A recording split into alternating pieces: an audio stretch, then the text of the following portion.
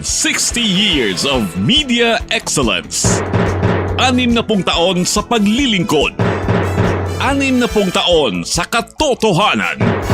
60 taon sa pagtindig kasama ang sambayanang Pilipino. Ito ang Bombo Radio Philippines. Bombo Radio Philippines. Your trusted source of news and information. Basta Radio Bombo! Oras sa Bombo Radio Iloilo, Philippine Standard Time, 49 minutos na nakalikad sa takna sining alas 11.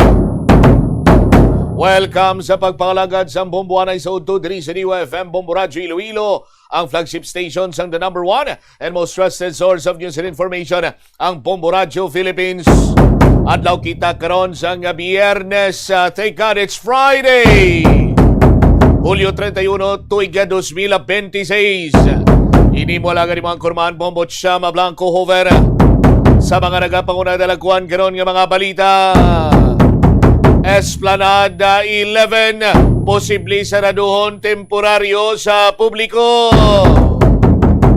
Ini kasunod sa nga natabo nga kontrobersiya nga nagamusing man sa Mayo kung tani siniya nga proyekto diri sa syudad sa Iloilo for fitness, relaxation, kag sumungman pagpanghangaw-hangaw.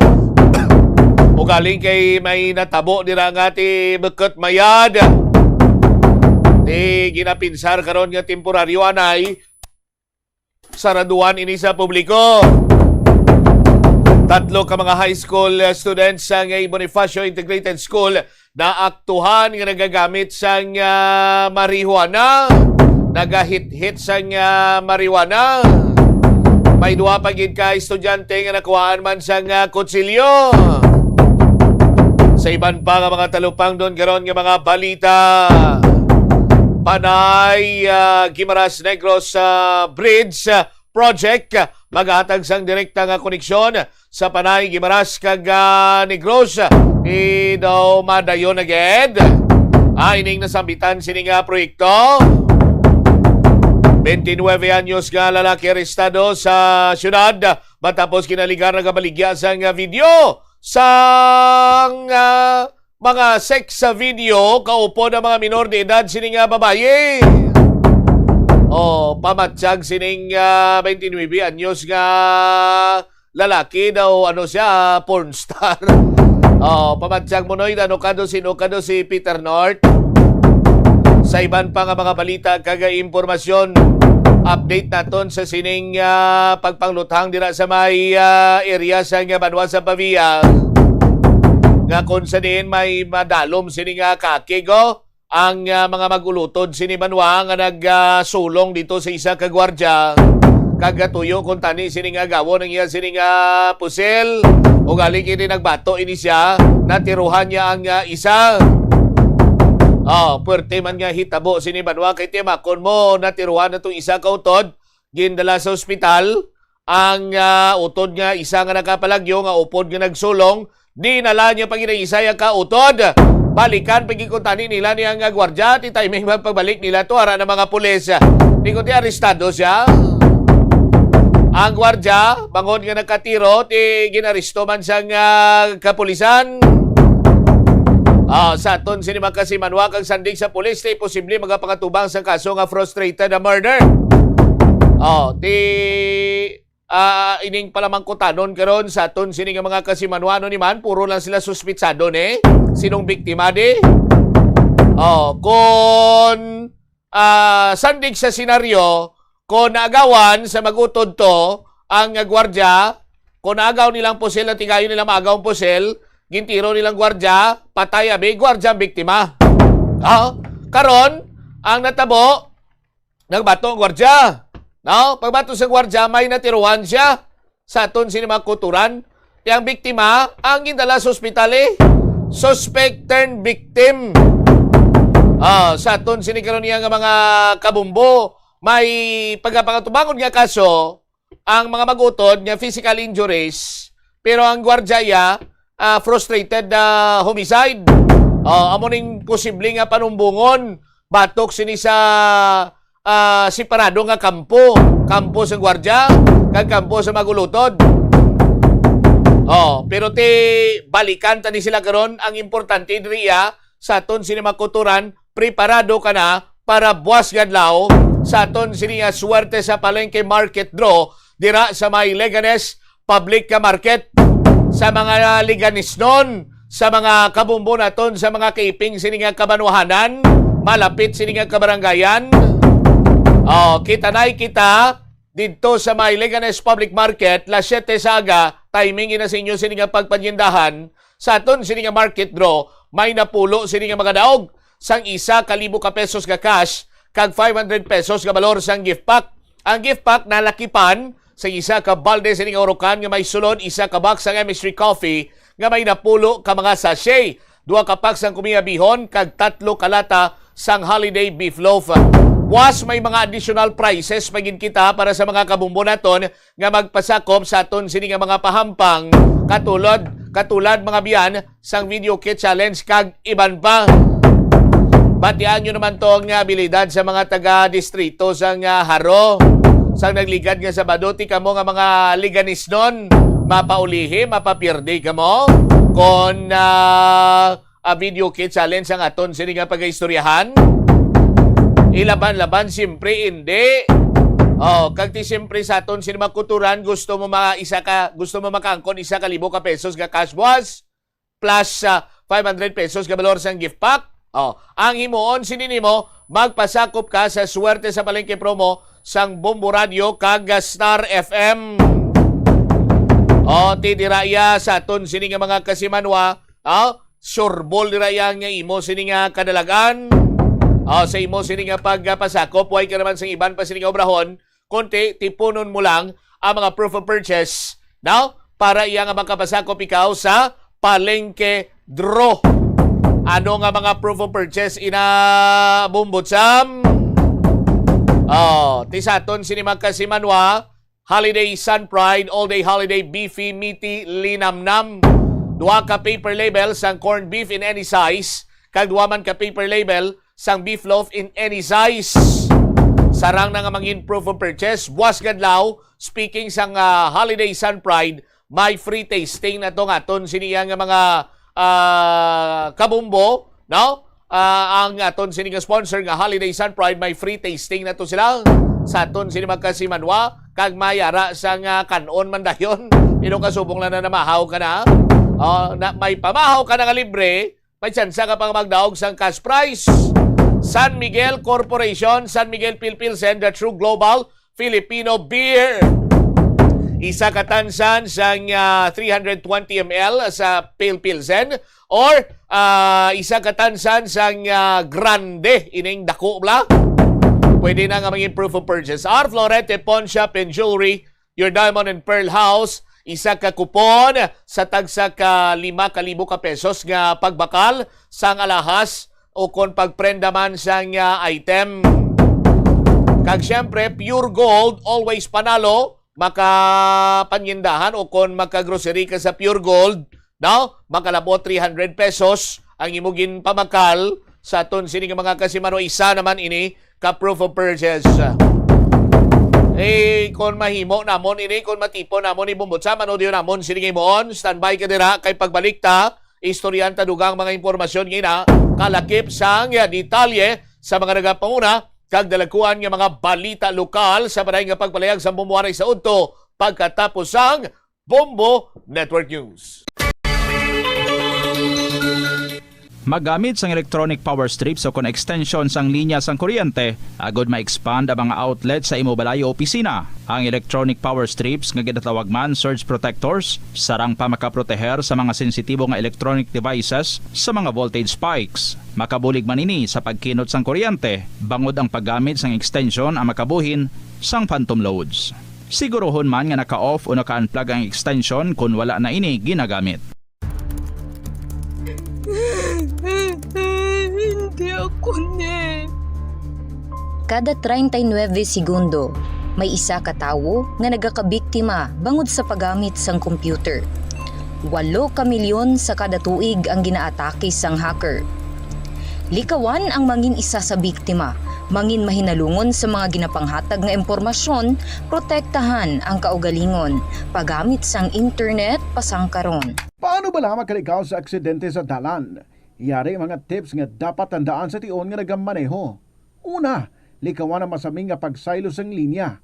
Ang swerving o kung pagsaylo sang lane sa isa ka delikado nga maneuver nga masabi ginatunaan sang bunggo anay. Kung himuon ini, siguraduhon nga may bastante ang oras kag espasyo. Ikaduha, i-check ang blind spots. I-check ang mirrors kung clear ang alagyan. Magbalikid o kung maglantaw sa nagaagi sa ibang nga anggulo, agud makasigurado nga maathag ang alagyan. Ang responsable nga driver ang masaming nga handa sa anuman nga aksidente. Kabahin na sang pagkaresponsable ang pagkuha sa nga insurance agud masigurado nga may peace of mind sa dalan. Kung mahimo pa lang i-upgrade ang ginagamit mo nga bumbilya sa LED lights. Nagadamo na sa karon ang mga panimalay nga nagagamit sang LED lights bangod magluwas nga matahom ini tulukon. Kag mas barato, mas makinot man ini sa konsumo sang kuryente kaysa sa mga halogen bulbs.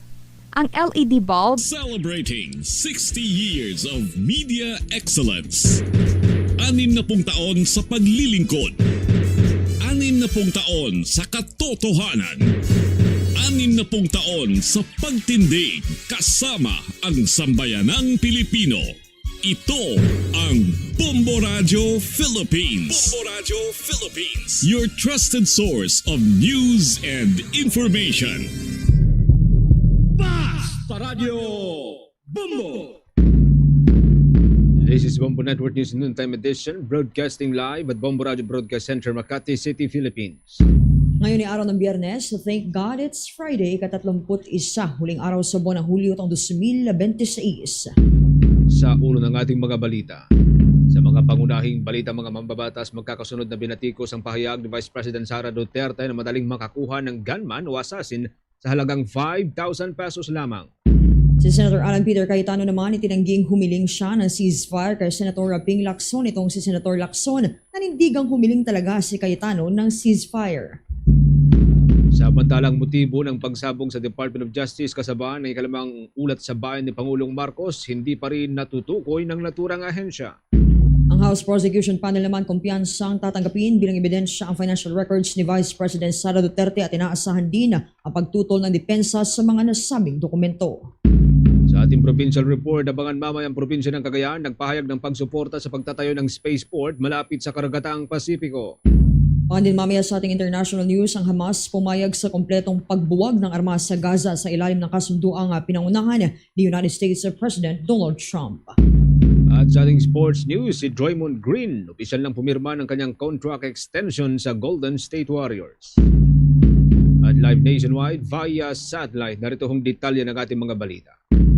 Iginiit ni House Prosecution Panel spokesperson at Lanao del Sur Representative Zia Lunto Adyong na ang pahayag ni Vice President Sara Duterte na maaring umupa o mag-hire ng gunman sa halagang 5,000 pesos ay isa na namang pagtatangkang ilihis ang atensyon ng publiko mula sa nagpapatuloy na impeachment trial.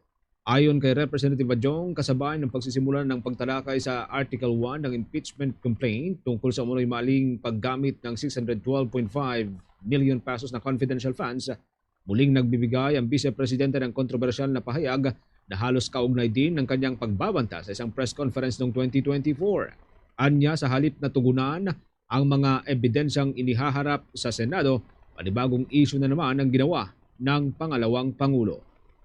Well, una, I think nagrarally lang siya ng support talaga eh. That's how we see it.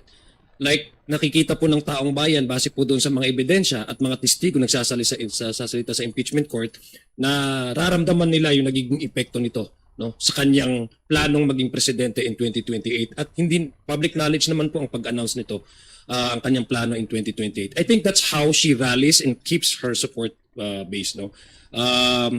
Kaya nga na nakikita natin na itong ginagawa ng Vice Presidente ay nagiging nagiging kampanya na siya in a way, no?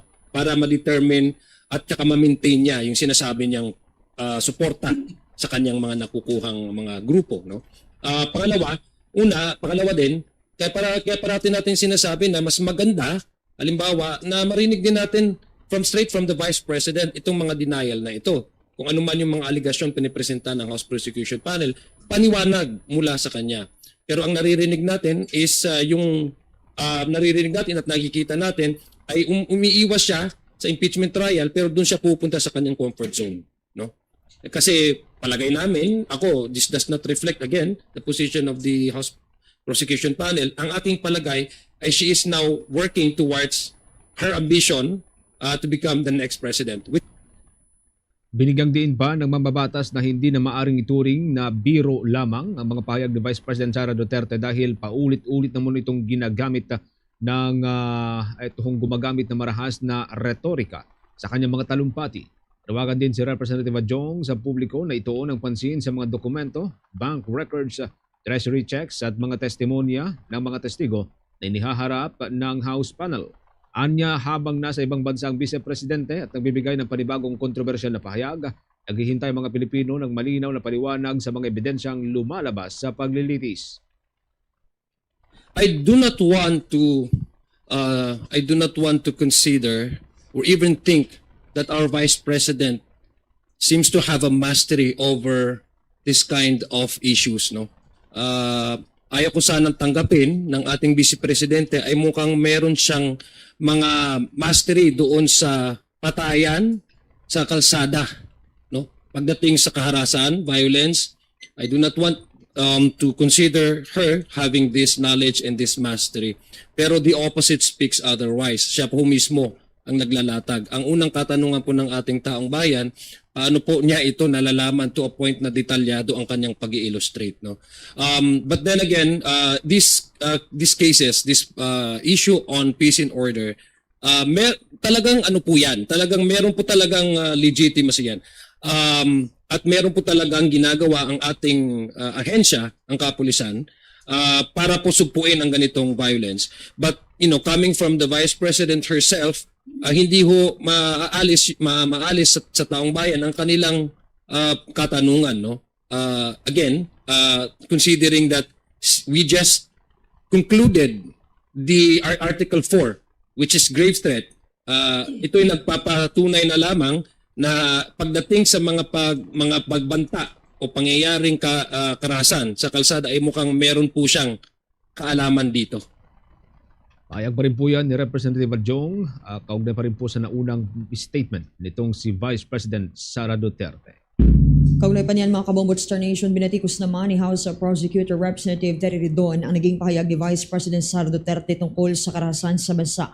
Sa kanyang talumpati sa The Hague, Netherlands, sinabi ng Vice Presidente na hindi maituturing na crimes against humanity ang anti-drug campaign ng nakaraang administrasyon at iginiit na laganap ang gun violence sa Pilipinas.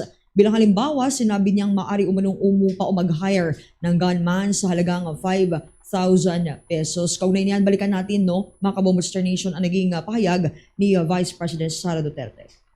They cannot even say right now if the victims are truly victims of the drug war. Because gun violence is so common in the Philippines. I have a husband. My husband has a mistress. I can hire a gunman for 5,000 pesos to kill the mistress. That is how, for 5,000 pesos, that is how bad gun violence. Ayon naman kay Representative Ridon, ang naturang pahayag ay nagpapakita umano ng marahas na pag-iisip, lalo na habang dinidinig sa Senate Impeachment Court ang articles of impeachment kaugnay na umano'y pagbabanta ni Vice President Sara Duterte laban kay Pangulong Ferdinand Marcos Jr. at iba pang opisyal. Well, again, with respect, I think the Vice President has a violent mind. Hindi ba? She's being prosecuted today on threats. The last thing I think any person being investigated on threats to do would be to talk about threats, no? At yun exactly yung pinag-usapan na naman po niyang muli. Yung pong contracting a killer for 5,000. And the question is being asked of her, ito ho ba yung presyo na iginawad ng ating pong pangalang Pangulo nung siya po ay nagbanta laban sa Pangulo at sa kanya pong pamilya? Is the price of the life of the President 5,000 pesos only? Hindi ba? Yan ho ba yung exact mechanism kung paano ho niya yan ginawa noong nagbanta siya sa Pangulo at sa kanya pong pamilya. Bahagi naman yan ang pahayag ni Representative Terry Ridon. Samantala, kinumprontahan ni Senate Committee on Energy Chairperson Senator Erwin Tulfo ang mga pahayag o itong mga opisyal ng energy sector dahil yan sa patuloy na pagpasa ng distribution utilities ng system loss charge sa mga consumer. Kabilang po dito mga pagkalugi na dulot ng illegal na koneksyon o itong mga matatawag na jumper. Sa pagdinig ng Senado, tinanong ni Senator Tulfo kung bakit pinagbabayad ng publiko sa mga pagkaluging hindi naman sa kanila o hindi naman silang may kasalanan. Anya, hindi makatarungang akuin ng mga consumer ang gastos na dulot ng mga nagnanakaw ng kuryente. Ipinaliwanag naman ni Energy Regulatory Commission Chairperson Francis Saturnino Juan na pinapayagan sa ilalim ng Anti-Electricity and Electric Transmission Lines Materials Pilferage Act ang distribution utilities na ipasa sa mga consumer ang system loss charge basta't nasa itinakdang regulatory limits. Bakit hinayaan po natin? Bakit hinayaan ninyo na singilin ng taong bayan ng systems loss? Doon na lang sa non-technical. Yung technical, naintindihan ko po, law of physics po yun. Parang yelo, natutunaw. Pero yung non-technical, yung pilferage, yung jumper, yung illegal connection, bakit hinayaan nyo ang mga distribution companies na singilin kaming taong bayan na hindi naman namin kasalanan? Na tayo ay pinaparusahan, yung isang consumer, dahil ninakawan si Meralco o si whoever it is sa distribution utilities, babawiin sa amin? Why did you not act on it? Why did you not do anything about it? For several years, ngayon lang po na-discover na meron palang ganito, na sinisingil kami ng systems loss ng non-technical dahil may pilferage, dahil may illegal metering, may nagja-jumper, hinayaan lang po natin. What did we do something about it? Kung hindi pa nabanggit ngayon, kung hindi pa nabanggit sa SONA, kung hindi pa nagkaroon ng hearing itong Committee on Energy last week, hindi natin matatalisod ito. Bakit po na hinayaan natin? Parang we renege on our duties, di po ba? Dapat ho, trabaho nyo po ito na, teka muna, bakit nyo sisingilin distribution utilities sa mga tao sa kapalpakan ninyo? Nag-illegal metering, nag-jumper, sisingilin nyo itong consumer na ito, paparusahan nyo itong consumer. Why is that? Why did we just let it go for several years? Can you explain that, Attorney Juan? Sa kabilang banda, sinabi naman ni Regulatory Commission Chairperson Juan na pinag-aaralan na ng naturang komisyon ang mga paraan upang lalo pang mabawasan ang system loss charge habang hinihintay ang pagpasa ng panukalang batas na tuluyang mag-aalis, magtatanggal sa naturang singil.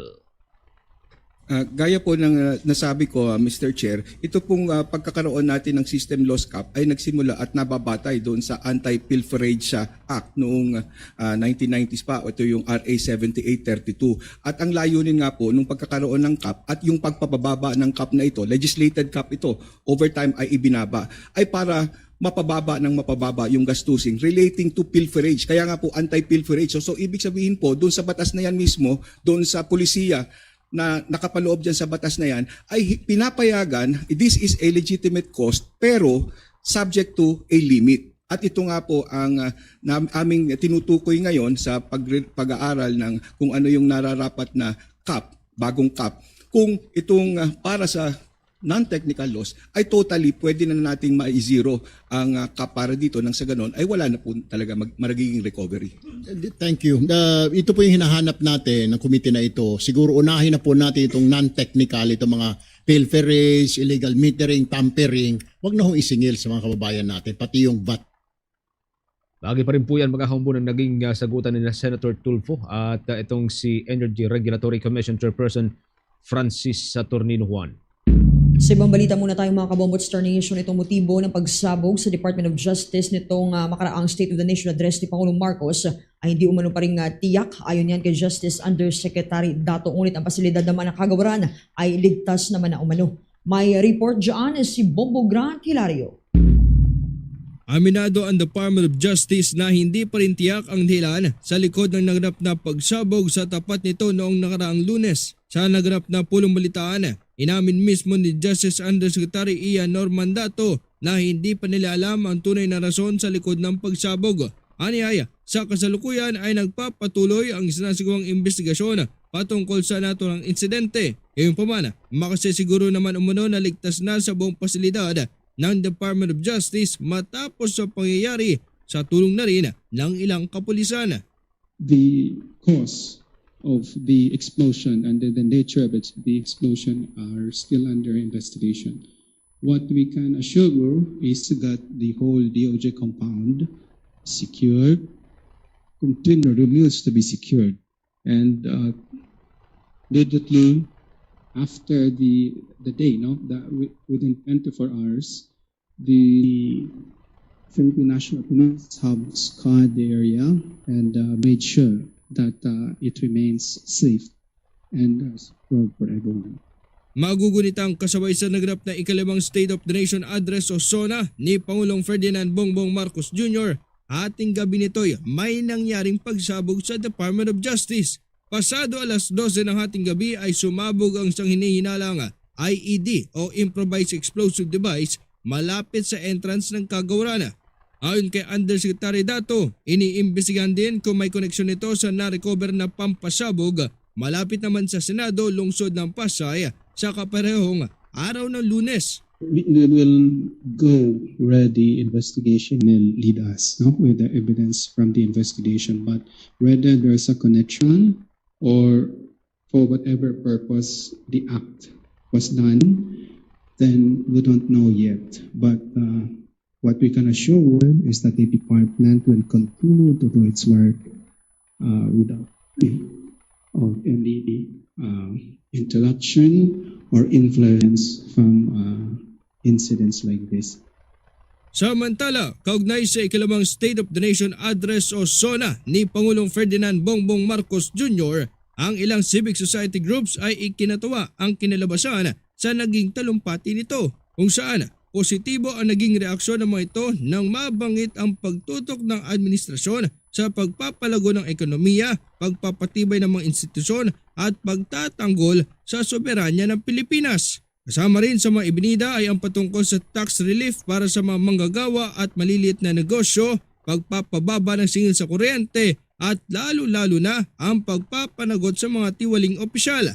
Habang si Dr. Jose Antonio Goycia, Chairman Emeritus ng Filipinos Do Not Yield Movement at iba pang grupo ay ikinatuwa ang paninindigan ng Pangulo, partikular sa usaping teritoryo ng bansa. Pinanindigan kasi ng Presidente ang karapatan ng Pilipinas pagdating sa West Philippine Sea nang bigyan din ang patungkol sa pagkapanalo o ang 2016 Arbitral Award. Binigyang pagkilala nito ang paraan sa pagtatanggol ng bansa sa teritoryo sa pamamagitan ng mapayapa at naayon sa batas na pamamaraan, kung saan nananatili ang paniniwalang hindi nakasalalay ang paninindigan ng bansa sa paraang matatapang na silita kundi sa diplomasya bilang mga Pilipinong marangal at may galang. Nawala sila na sa huling bahagi ng panunungkulan ay hamon na matiyak na magpapatuloy ang mga nasimulan nito. Ito si Bombo Grand Hilario and this is Bombo Radio Philippines, the #1 radio network in the country. Your trusted source of news and information. Basta Radio Bombo! Dako tayo dyan sa may mataas na kapulungan mga kabombo. Nagpapatuloy pa rin yung mistulang friction. Itong hidwaan sa pagitan po ng ilang mga miyembro ng Senado. Itong si Senator Cayetano, itinanggin na humiling siya ng ceasefire kay Senator Lacson. May live report si Bombo Angelo Aganan. Bombo Genesis, mariing itinanggi ni Senator Alan Peter Cayetano na humiling siya ng ceasefire o tigil-alitan kay Senator Panfilo Ping Lacson kaugnay ng kanilang palitan ng mga aligasyon. Ayon kay Cayetano, hindi sa kanya nang galing ang salitang ceasefire, kundi sa ilang kapwa senador na umano'y nag-aalala na tuluyang matabunan ng banggaan ng mga senador ang mga usaping may direktang epekto sa publiko, kabilang ang ekonomiya at ang mga issue sa flood control. Iginit ng senador na sinabi niya noon pa man na handa siyang harapin ang anumang aligasyon at sasagot lamang siya kapag may kinakailangang linawin. Aniya, kahit nananahimik siya ay patuloy pa rin siyang inaakusahan ni Lacson, kaya napalitan siyang magsalita upang ipagtanggol ang kanyang sarili. Kaugnay niyan, pakinggan natin ang mga bahagi ng pahayag ni Senator Alan Peter Cayetano. Nung ako'y nagsasalita, ang daldal ko daw, ang dakdak daw ng dakdak, kung ano-ano daw sinasabi, ano na nangyayari sa akin. Nung tumahimik naman ako, araw-araw may bago, baka guilty, hindi mapaliwanag. Tapos ngayon sasabihin na humihingi ako sa kanya na itigil niya. Hindi ko po, sabi ko, haharapin ko. Ang hiningi ko nung tinanong ako, yung salitang ceasefire sa ibang senador na galing yon. At ang sagot ko nga, guys, hindi nyo kailangan kausapin kasi titignan nyo nga. Tahimik nga lang ako, inihintay ko lang yung aligasyon. But syempre, pagka medyo may sinabi na tingin ko ay kailangan sagutin, sasagot ako. Kasunod nito, inakusahan naman muli ni Cayetano si Lacson na ginagamit umano ang mga investigasyon para atakihin ang mga kalaban sa politika na tinawag niyang lumang estilo. Ginit ng senador na siya na ngayon ang sentro ng mga pag-atake ni Lacson matapos umanong targetin noon sina Senators Jinggoy Estrada, Francis Chis Escudero, Joel Villanueva at Rodante Marcoleta. Bukod dito, kwinestyon din ni Cayetano ang mga umunay pagtigil noon ng Senate Blue Ribbon Committee sa pamumuno ni Lacson sa pagtalakay sa ibang personalidad at proyekto matapos umanong umabot ang mga testimonya sa mga matataas na opisyal ng pamahalaan. Aniya, nang magkaroon ng mga aligasyong umabot na sa mga kalihim at maging sa Malacanang, hindi na umano itinuloy ang pagdinig at si Lacson na mismo ang sumasagot sa ilang issue. Muli pakinggan natin ang mga bahagi ng pahayag ni Senator Alan Peter Cayetano. Ilan lang po kaming nagsasalita. At kahit naman po ako, nung hindi po ako yung front and center, iilan silang nagsasalita. At marami sa kanila ay kinukulong, kinakasuhan. Yung KKK kung tawagin ko po, no, kuyog, tapos kaso, tapos kulong. At isa si Senator Lacson sa nagpapairal din nun. So makita po natin sa Blue Ribbon Committee nung nag-umpisa kay Senator Marcoleta, maganda po yung umpisa. Pag take over ni Senator Lacson, biglang tinuro kay Senator Jinggoy, kay Senator Joel Villanueva, kay Senator Chis Escudero. At nung matuturo yung ibang senador, pero kakampi niya, parang medyo natigil doon.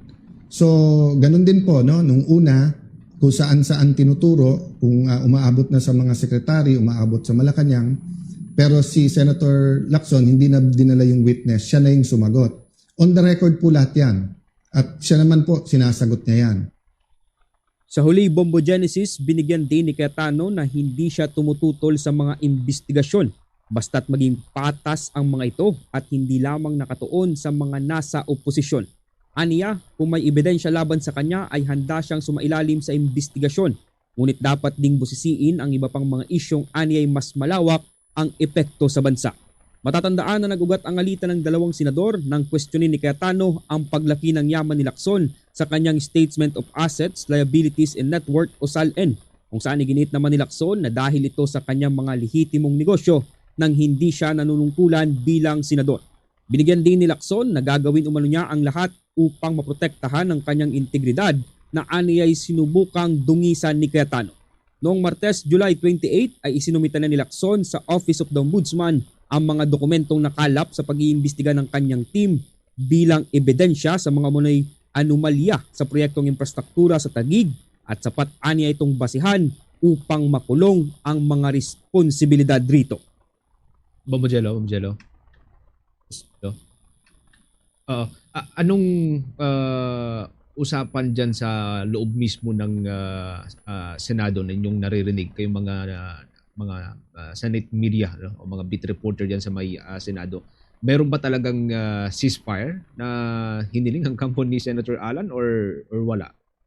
Ayon kay Senator Panfilo Ping Lacson, Bombo Genesis, totoo daw na itong si Senator Alan Peter Cayetano ay talagang humihiling ng ceasefire. Ipinapadaan umano ito sa ilang miyembro ng majority senators at binigyan diin niya nga na paunti-unti o padahan-dahan umano itong naisabihin sa kanya ni Senator Alan Peter Cayetano, ngunit hindi daw makadirekta at mas lalong kwinestyon nitong si Senator Lacson ang sinseridad nitong si Senator Cayetano nang itanggi naman ito ang kanyang mga naging hakbang na umano'y paghingingan dito sa kanya ng ceasefire. Mas lalo namang pinuntiryapan nitong si Senator Lacson si Cayetano nang tirahin din ito si Senator Erwin Tulfo na siyang chairperson ng Blue Ribbon Committee sa ngayon, Bombo Genesis. Oh, kasi itong ceasefire parang nagsimula itong lumutang after na isumite ni Senator Lacson yung dokumento about dun sa Taguig City. Tama ka dyan, Bombo Genesis. Lumutang ito nung formal lang ang inanunsyo nitong ni Senator Lacson na itong mga dokumento o ebidensya na kanyang nakalap ukol nga dito sa mga umunoy anomalya sa Taguig City ay naipasa na sa ombudsman. Ngunit matatandaan naman natin na isang araw yan, Bombo Genesis, ay itinanggi nga nitong si Senator Alan Peter Cayetano ang mga aligasyong binabato nitong si Senator Panfilo-Ping Lacson. On the other hand, Bombo Jello, kailan magsisimula ulit itong flood control scandal investigation ng Senado na pinamumulan ng Senator Tulfo? Man kay Senator Erwin Tulfo, Bombo Genesis, tinitignan nila kung may mga bakanting silid ngayon sa Senado na kanilang magagamit para sa pagdinig nga dito sa flood control mess. Kasi sa ngayon, gamit na gamit itong mga silid ng Senado dahil sa nagpapatuloy na impeachment trial ni Vice President Sara Duterte at gamit na gamit itong mga rooms para sa mga holding area ng parehong panig ng prosekusyon at ng depensa. Kaya tinitignan niya matapos, Bombo Genesis, na maayos nga itong komite nitong linggo dahil sa pagbubukas ng sesyon, sinasabi niya naman na titignan niya kung magkaroon ng bakanting silid ngayong susunod na linggo, Bombo Genesis. Okay, maraming salamat, Bombo Jello. Mula dito sa Senado ng Pilipinas, ako si Bombo Angelo Ganan and this is Bombo Radio Philippines, the #1 radio network in the country. Your trusted source of news and information. Basta Radio, Bombo.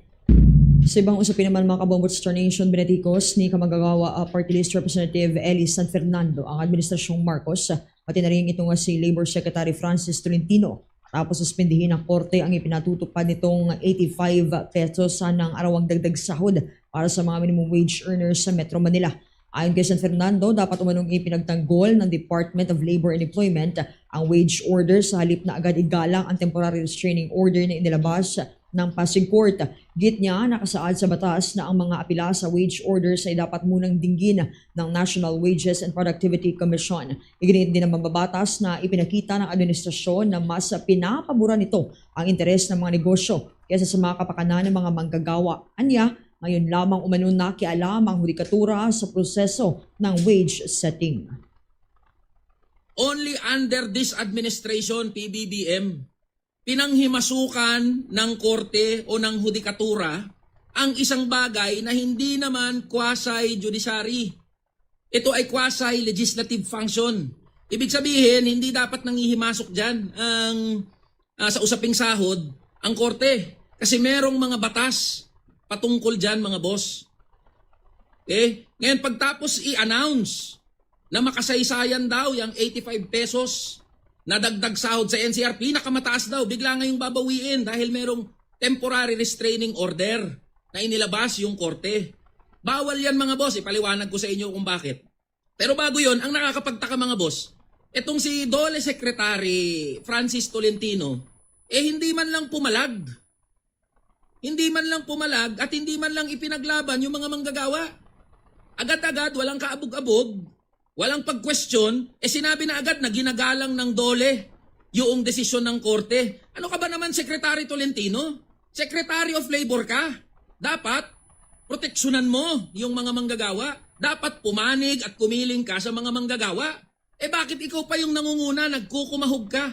Nasasabihin mo, ginagalang po namin ang desisyon ng korte.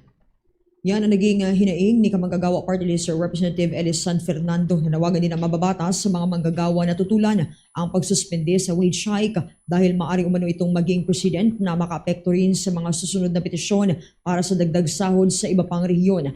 Matatandaan, mga kabombo, ang unang tranche na 60 pesos ng wage hike ay nakatakdang ipatupad noong Hulyo 25. Ngunit sinabi naman ni Tolentino na pansamantalang mahinto o nahinto ito dahil sa temporary restraining order na inilabas ng korte. Ang natitirang 25 pesos naman ay nakatakda sanang ipatupad sa Enero taong 2027. Ayon sa kalihim, susunod ang Department of Labor and Employment sa utos ng hukuman habang hinihintay ang paglilinaw sa naging batayan ng temporary restraining order.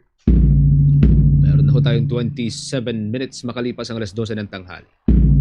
Muli hong inihain ni Botas Representative Toby Tiangco ang panukalang naglalayong alisin ng systems loss charge sa buwan ng singil sa kuryente ng mga consumer. Ayon kay Representative Tiangco, tugon ito sa panawagan ni Pangulong Ferdinand Marcos Jr. sa kanyang ikalawang State of the Nation Address na gawing masabot kaya ang presyo ng kuryente para sa mga Pilipino. Ang panukala na ngayon po'y nakarehistro bilang House Bill number 102273 o itong System Loss Charge Abolition Law ay una hong inihain noong 2010 at ilang ulit nang muling isinulong sa mga nakaraang kongreso. Iginit pa ni Representative Tiangco na hindi makatarungang ipasa sa mga consumer ang gastos na dulot ng pagnanakaw ng kuryente at iba pang systems inefficiencies na wala naman silang kontrol. Anya sa patuloy na pagtaas ng singil sa kuryente, panahon na upang ipatupad ang mga reformang magbibigay ng agarang ginhawa sa mga pamilyang Pilipino. Umaasa rin ng mababatas na dahil suportado na ito ng Pangulo, magkakaroon na ng sapat na suporta sa Kongreso upang tuluyan ng maisabatas ang naturang panukala.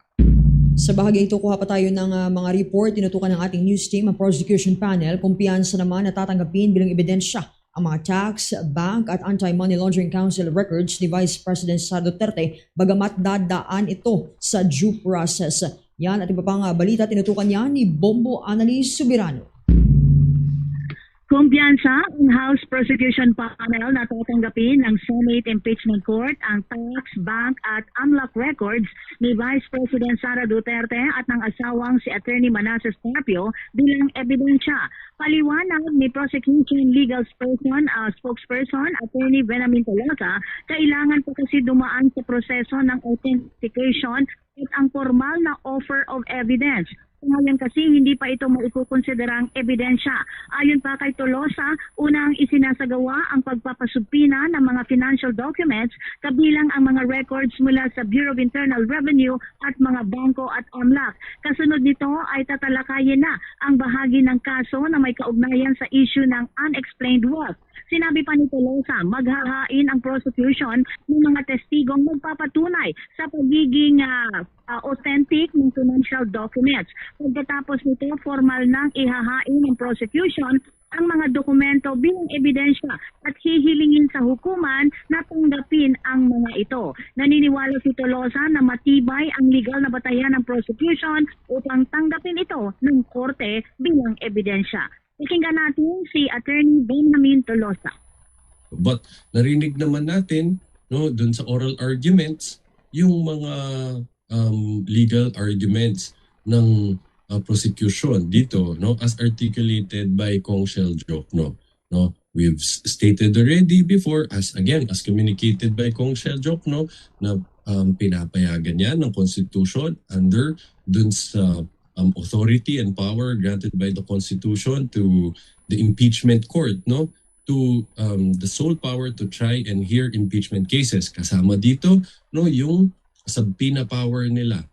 So may kapangyarihan ang impeachment court na isubpoena itong mga dokumento na to. As pointed out by Kong Shell, pati yung mga laws governing this kinds of financial documents, they allow the use of these documents in a court proceeding like this. So again, at the end of the day, sila ang impeachment court magdidesisyon dyan, but based na dun sa mga tinalakay na legal arguments ni Kong Shell Jokno during the oral arguments, may tiwala ho kami na matatanggap itong mga to. But Inaasahan din ng prosecution ang posibleng pagkaantala sa paglilitis dahil sa mga pagtutol na gagawin ng depensa sa mga dokumentong iniharap bilang ebidensya. Ayon kay Tolosa, sinadya ng prosecution na maagang hilingin sa korte ang pagpapasupina ng mga financial documents. Anya na isumito na ang malaking bahagi ng mga dokumento at nakahanda na ang prosecution na ipaliwanag sa impeachment court ang nilalaman ng mga ito. Sinabi pa ni Attorney Tolosa, kinikilala ng prosecution ang karapatan din ng depensa na tumutol o maghain ng mga objection sa mga ebidensya. Muli si Attorney Benjamin Tolosa. natin na tututulan ng pagpresenta natin ebidensya na yan. Kaya nga minarapat namin na kahit wala pa tayo sa presentation of evidence for article on unexplained wealth, inuna na natin, no? Kahit nandun pa lang tayo sa first article ng grave threats. Hiningi na natin to, sinampinan na natin to. So, dahil doon, nakapag-sumite na kahapon itong mga dokumento. So, huge part of that, no, yung pwedeng ma-delay na iwasan na natin dahil na nauna natin, nandito na yung karamihan sa mga dokumento, no, pagkatapos niyan pwede nang simulang suriin, no, ng prosecution para handa kami pagdating na ng panahon na magpipresenta na kami ng ebidensya para sa unexplained wealth, handa na kami na ipaliwanag hindi lang sa impeachment court pati rin sa publiko, no, anong linalaman itong mga importanteng dokumento na to. Ngayon naman, again, yes, karapatan nila yan. No? When we formally offer them in evidence, karapatan nila yan na mag-object muli. Samantala sa ibang balita, suportado ni ABRA Representative J.B. Vernos ang pagsasagawa ng active shooter simulation drills sa mga paaralan upang maihanda ang mga estudyante, guro at kawani sa tamang pagtugon sakaling magkaroon ng insidente ng pamamaril. Ayon kay Vernos, mahalagang magkaroon ng sapat na kaalaman ang mga mag-aaral at school personnel sa wastong hakbang ng panahon ng emerhensya. Anya, napatunayan na ang bisa ng mga drills sa pagliligtas ng buhay, gaya ng mga earthquake drill na nakatulong sa ligtas na paglikas ng mga estudyante sa mga nagdaang lindol. Umaasa si Vernos na makakatulong ang mga bagong hakbang upang mapanatiling ligtas ang mga paaralan bilang lugar ng pagkatuto at kapayapaan. Mula dito sa House of Representatives, Bongo Anagi Montaño Soberano nag-uulat. And this is Bongo Radio Philippines, the #1 radio network in the country. Your trusted source of news and information. Basta Radio, Bongo. Meron na lamang ho tayong 25 minutes bago po sumapit mga kabombo ang alauna ho ng hapon. Sa usapin pa rin po ng impeachment, wala pang katiyakan kung ipepresenta rin ng House Prosecution Panel si na dating Senator Sani Trillanes at self-confessed bagman Ramil Madriaga sa nagpapatuloy pa rin na trial laban sa pangalawang Pangulo. Kabilang sina Trillanes at Madriaga sa listahan ng mga testigo ng House Prosecution Panel sa impeachment trial ng pangalawang Pangulo. Sa kabila ho nito, sinabi ni Lead Prosecutor Representative Jervil Luistro na posible pang magbago ang listahan dahil maaari silang magdagdag o kung hindi man mag-withdraw ng testigo, depende ho yan sa pangangailangan ng trial. Ang sigurado lamang sa ngayon niya ay kasama sa listahan ng mga testigo ng prosecution sina Madriaga at Trillanes na una na ring nakalista sa pre-trial order. Kung babalikan ay una pong humarap sina Trillanes at Madriaga sa mga serye ng pagdinig ng House Justice Committee noong sinusuri pa lamang ng komite ang impeachment complaint laban sa pangalawang Pangulo.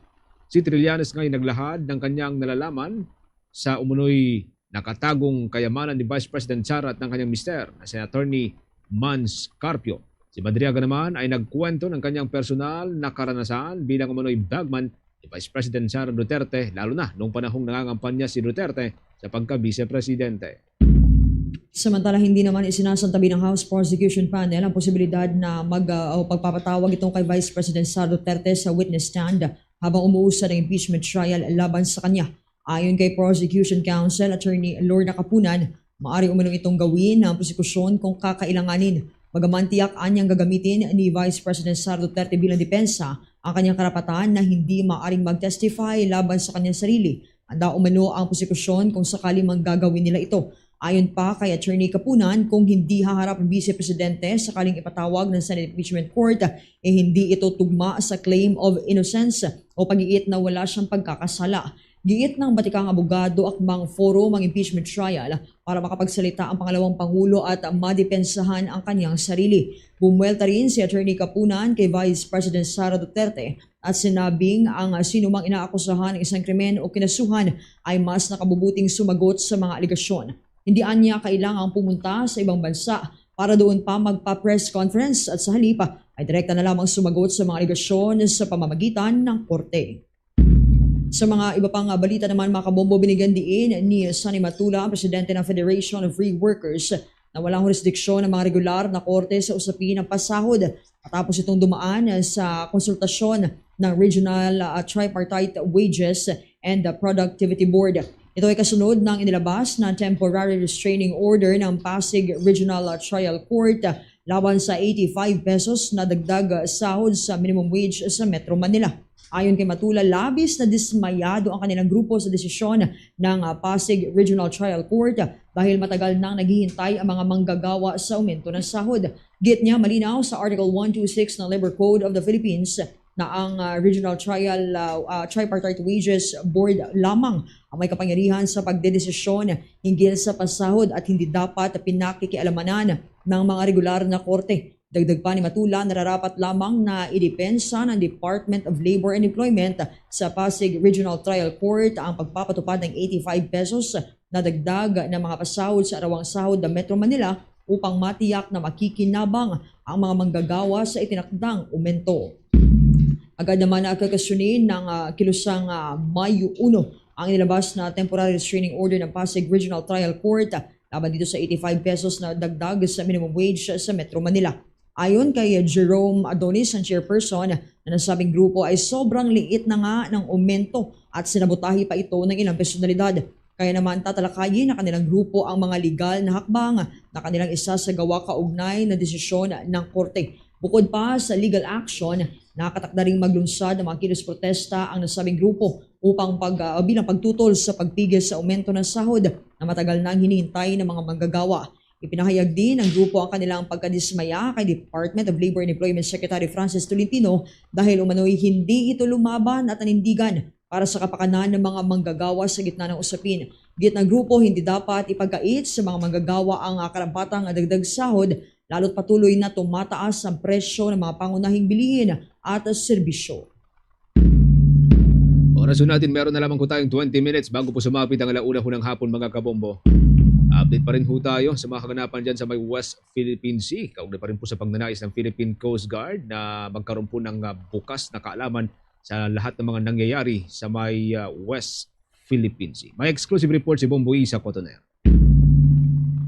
Naniniwala si Philippine Coast Guard spokesperson for the West Philippine Sea, Rear Admiral J. Tariela, na isa sa naging mahalagang legasiya ng kasalukuyang administrasyon ay ang pagpapataas ng kamalayan ng mga Pilipino tungkol sa issue ng West Philippine Sea. Eksklusibong panayam ng Bombo Radio Philippines kay Rear Admiral Tariela, sinabi nitong malaking naging ambag ng kasalukuyang administrasyon ang pagpapatupad ng transparency efforts kung saan regular na inilalabas sa publiko ang mga nangyayari sa West Philippine Sea. Dahil dito, mas naunawaan na umano ng maraming Pilipino ang sitwasyon at ang kahalagahan ng pagprotekta sa karapatan at soberanya ng bansa sa pinag-aagawang karagatan. Kaugnay niyan, pakinggan natin ang tinig ni Philippine Coast Guard spokesperson for West Philippine Sea, Rear Admiral J. Tariela. We started the transparency effort. Kapag sinabing WPS, every time I visit different universities, lalo na sa Visayas at Mindanao, not everybody can really explain what WPS stands for. Ano ang acronym na WPS? Pero ngayon, sa kasalukuyang panahon, mula bata hanggang sa matanda, ordinaryong tao, mula elite, middle class, and even on those people who are in the poverty level can stipulate what WPS stands for. And they are all more aware and they also support our fight in the West Philippine Sea. So para sa akin, this is the biggest contribution of President Ferdinand Marcos. Kasabay nito, giniit ni Tariela na kailangan pang palawakin ang kaalaman ng publiko upang maiwasan na ang paglaganap ng fake news at misinformation kaugnay ng West Philippine Sea. Anya, mahalaga ang impormasyon ay nakabatay sa mga beripikadong datos at aktwal na pangyayari. Binigyan din ng opisyal na hindi dapat maimpluwensya ng politika ang pananaw ng mga Pilipino sa usapin ng West Philippine Sea. Anya, may ilang individual kasi na labis na naapektuhan ang kanilang pagsuporta sa mga politiko na nagiging dahilan upang madala rin ang kanilang pananaw sa issue. Ayon kay Tariela, ito ang dahilan kung bakit patuloy na pinalalakas ng Philippine Coast Guard ang transparency efforts upang mabigyan ng publiko ng tamang at napapanahong impormasyon.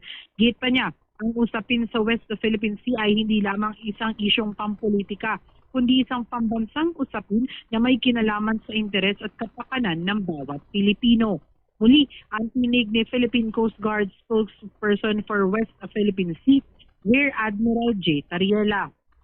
ang problema sa ating mga kababayan, naapektuhan na rin sila ng pagiging panatiko sa isang politiko. Na porke ang kinikilala nilang politiko ay iba ang pagtindig sa West Philippine Sea at kumikiling sa China, parang it also made them convinced, no, na tama yung paninindigan ng politiko nila. And this is the reason why we're doing transparency. To provide the right information, ma-convert pa natin ang mga misinformed na ating mga kababayan sa issue ng West Philippine Sea.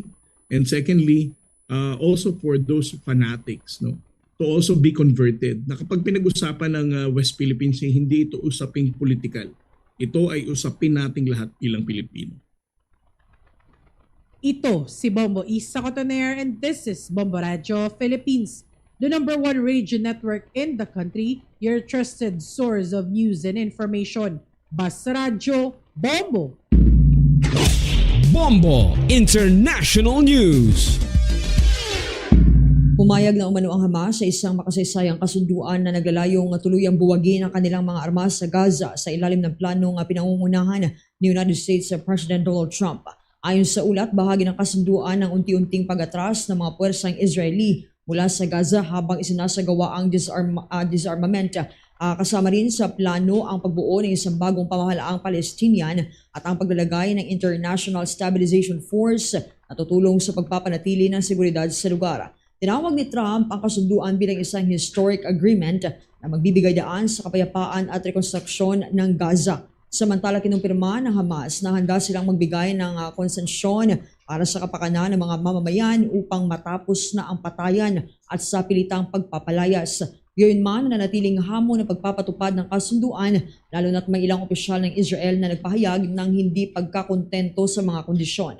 Ang kasunduan nito ay nakikita bilang mahalagang hakbang tungo sa kapayapaan sa gitnang silangan, ngunit nananatiling masalimuot naman ang landas patungo sa ganap na katahimikan sa Gaza.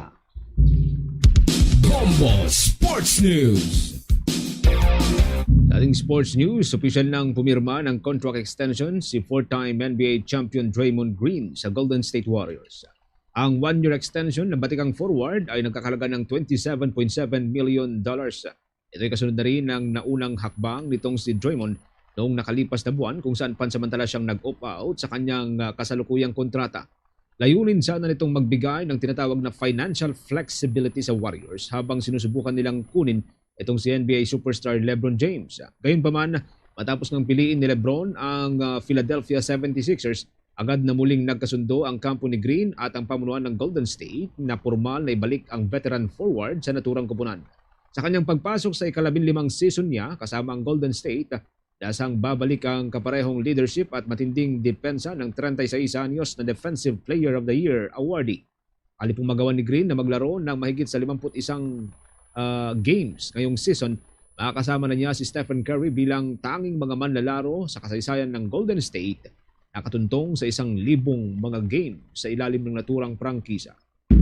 Balik naman tayo sa mga balita dito sa ating bansa. Si Representative Jokno naman wala umulong balak na maghain ng anumang reklamo laban dito kay Senator Pia Cayetano at ininiwala ang power distributor dapat na sumagot naman dito sa usapin ng systems loss charges. Ang mga balitang yan ay tinutukan ni Bombo Cindy Graida. Bombo Genesis Bombo Jai, inihayag ni Akbayan Party List Representative at House Prosecutor Chel Jokno na wala siyang balak na maghain ng anumang reklamo laban kay Senador Pia Cayetano. Kaugnay ito na naging online post ng senador kung saan nagpapakita ng splice video ng mambabatas habang tinatalakay ang Article 1 o usapin ng confidential funds at iba pang hinihinalang naging irregularidad sa pondo ni Vice President Sara Duterte at ng kanyang opisina. Iginiit ng mambabatas na nais niya munang bigyan ng prioridad ang kanyang tungkulin bilang prosecutor sa nagpapatuloy na impeachment trial ni Duterte. Kaugnay niyan, pakinggan at panoorin natin ang naging pahayag ni Akbayan Party List Representative at House Prosecutor Chel Jokno. Well, I want to focus on my job as a prosecutor. I don't want to get distracted by anything else. So in the meantime, I will just do my job as a prosecutor at saka na natin pag-usapan yung mga bagay na yan. Sa kabilang banda, naniniwala si Jokno na hindi dapat ipasa sa consumer ang systems loss o tinatawag ding power loss. Iginiit nito na dapat itong sagutin ng mga kumpanya ng power distributor dahil ang suliranin ng ito anya ay nagmumula sa kanilang electronic system or electric system. Dagdag pa ng mambabatas na hindi naman lubos na makakaapekto ang posibleng pagbabagong ito sa kita ng mga kumpanya habang pinatungkulan din ang anyay laki ng pangkalahatang kinikita nito mula sa kanilang operasyon sa bansa. Kaugnay niyan, pakinggan at panoorin natin muli ang naging pahayag ni Akbayan Party List Representative at House Prosecutor Chel Jokno. So, earlier po, mention po about the systems loss po na sinabi po ni Pangulong Bongbong Marcos on his song.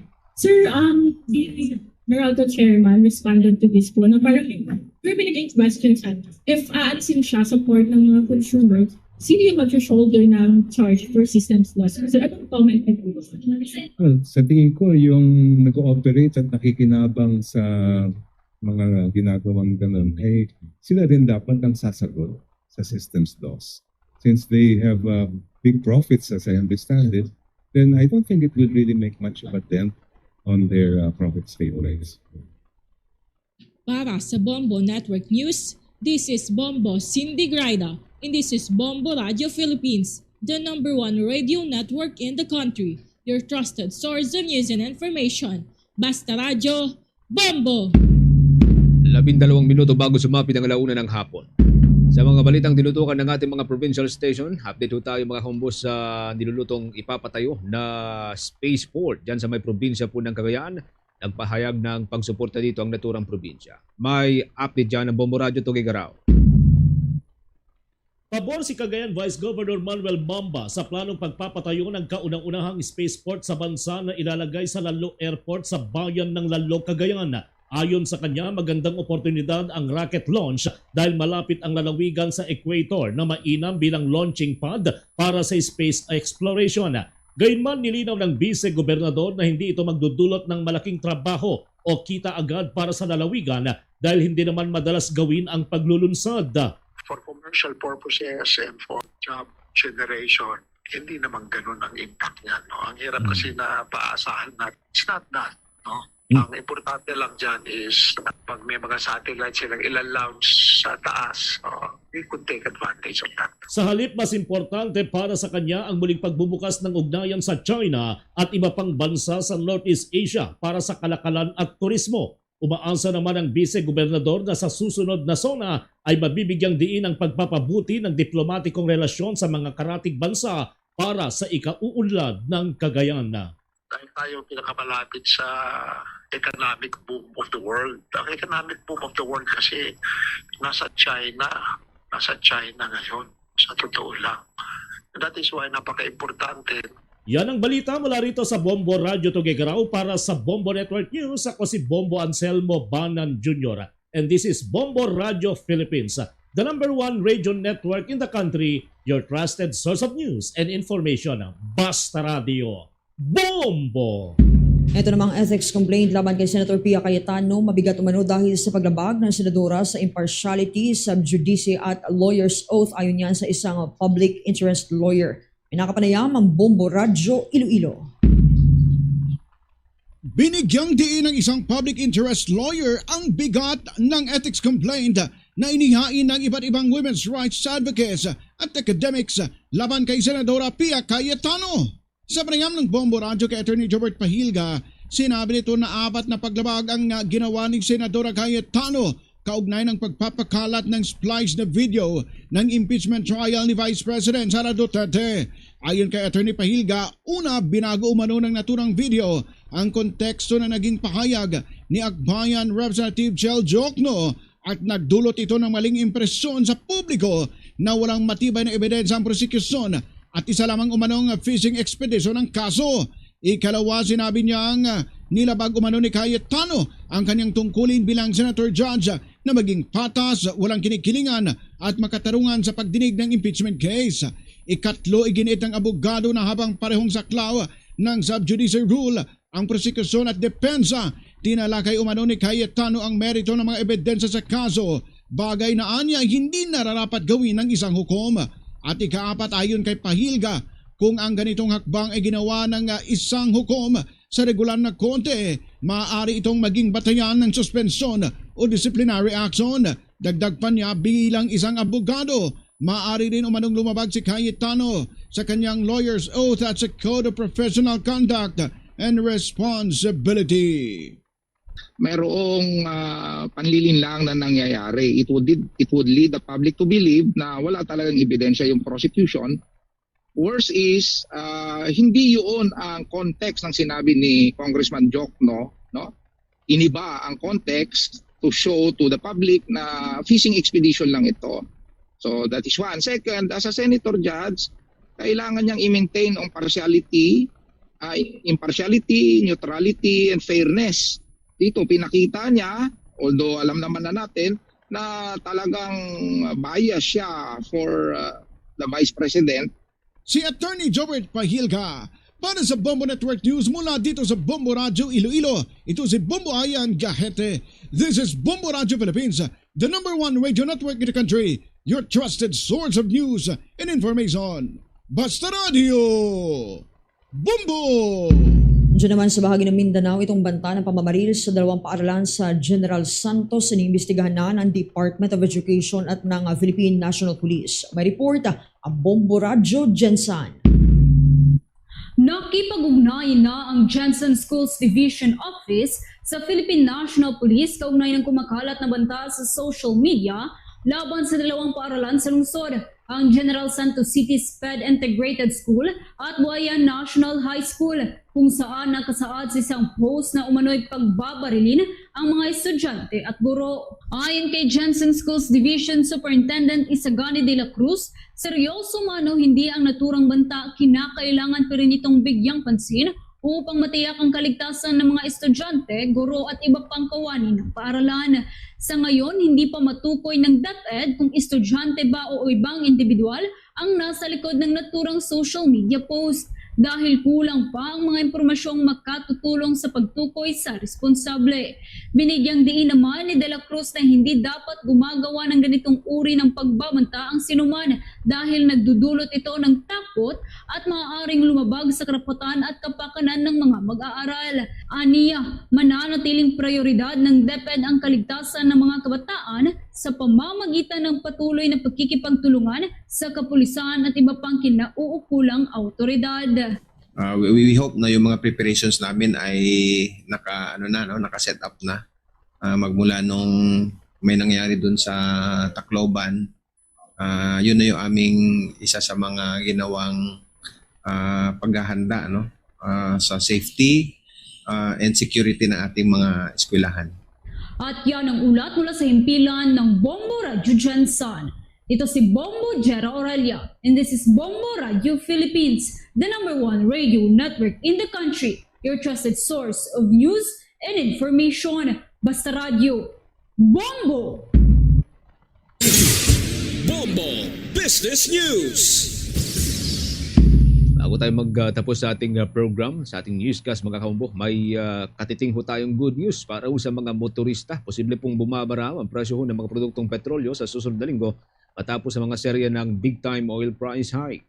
Batay sa 4 na araw na pagtaya, ay tinataya pong maglalaro ng 80 sentimo lamang yung pong kada litrong ibabawas sa presyo po ng gasolina, habang 50 sentimos naman yung tinatayang ibabawas sa kada litro ho ng diesel. Ang kerosene ang inasahan pong magkakaroon ng pinakamalaking tapyas na posibleng papalo ng hanggang 2 pesos and 30 centavos bawat litro.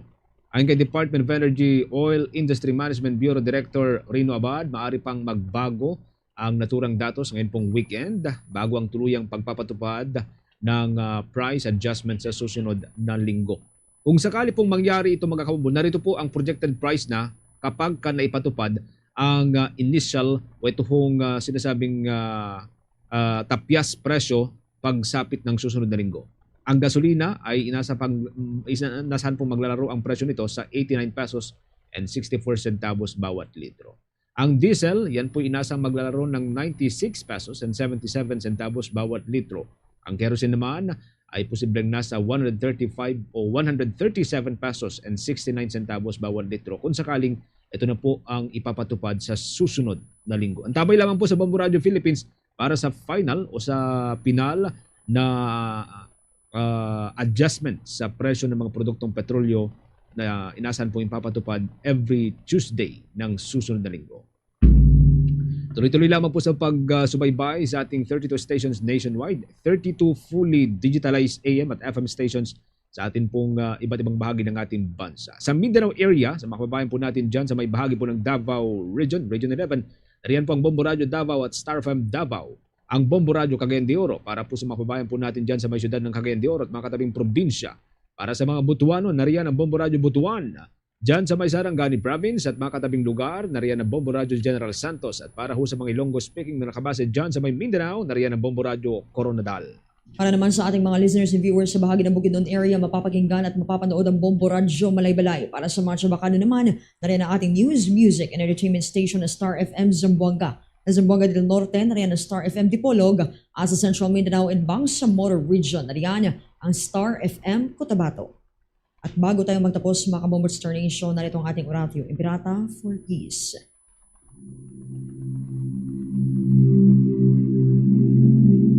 God, our Heavenly Father, Lord of peace and justice, we humbly come before you during this time of escalating geopolitical tensions in our part of the world. Through the years, you have sustained our faith in you as a nation. It is our faith in your divine providence that has made us survive the countless natural and human-caused calamities that have come our way in our history as a people. Spare us, Lord, from the horrors of war. Hear our pleas as we cry out to you. Have mercy on us, Lord.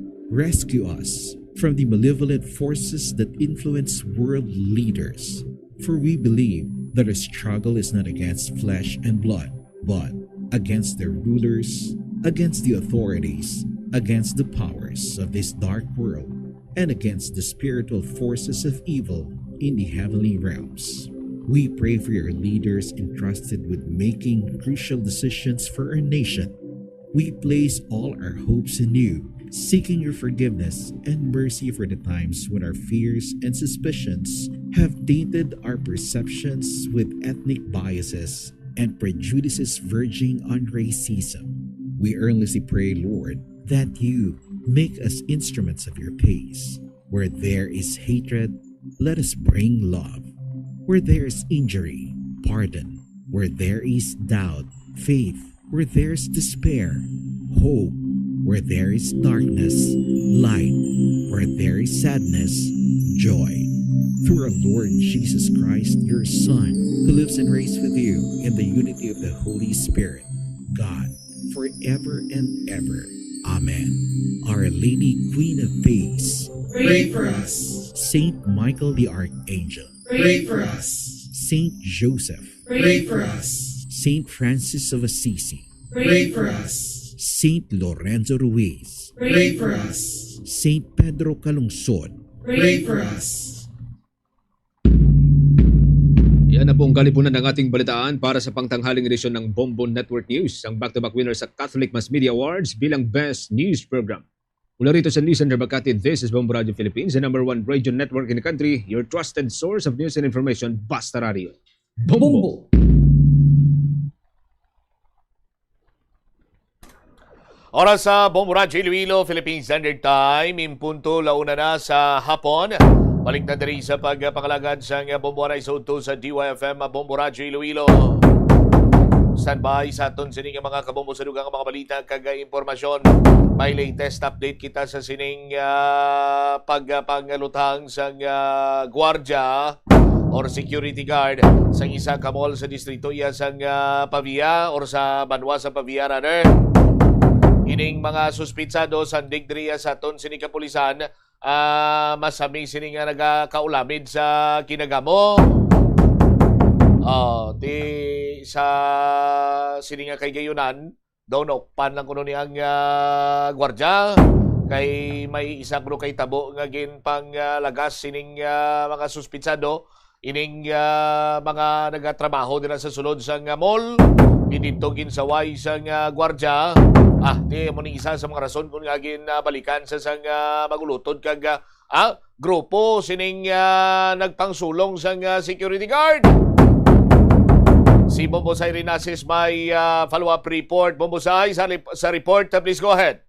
Bombo Champ na ulamid sa madamo nga kinagamo sa ila ginapuy-an nga barangay ang mag-utot nga nagsulong sa gwardya sa isa ka sa establishmento sa GT Mall Pavia alas 12:45 kaina sang kaagahon Hulyo 31.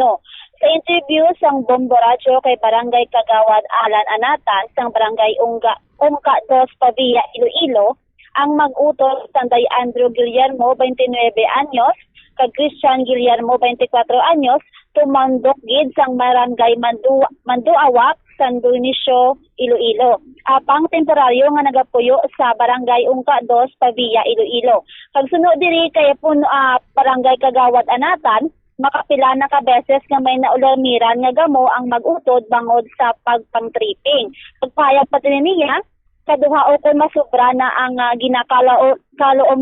ginaalamiran sa ining mag-utod sa mga insidente sa kinagamo sa barangay bangod nga yara sila sa impluwensya sa makalubong ilimnon. Pagsuno man diri kay Barangay Kagawad Anatan, mabuot man ining mag-utod, pag makainom lang sila dira lang sila nagatuga gid sang gamo kag kung sino lang ang ilang nga makita ginatripa nila o kung unahan nila agod nga na ginasugod ang kinagamo kag naituloan man naton mga saging pahayag man diri kagina ni Police Major Alabe na nga sakay sa motorsiklo ining mag-utod kag yara man sa impluwensya sa makalubong ilimnon antes matabo ang ining insidente kag gintayaan pa nila sa nga pellet gun ang gwardiya kag gintungaan nga agawon ang iyang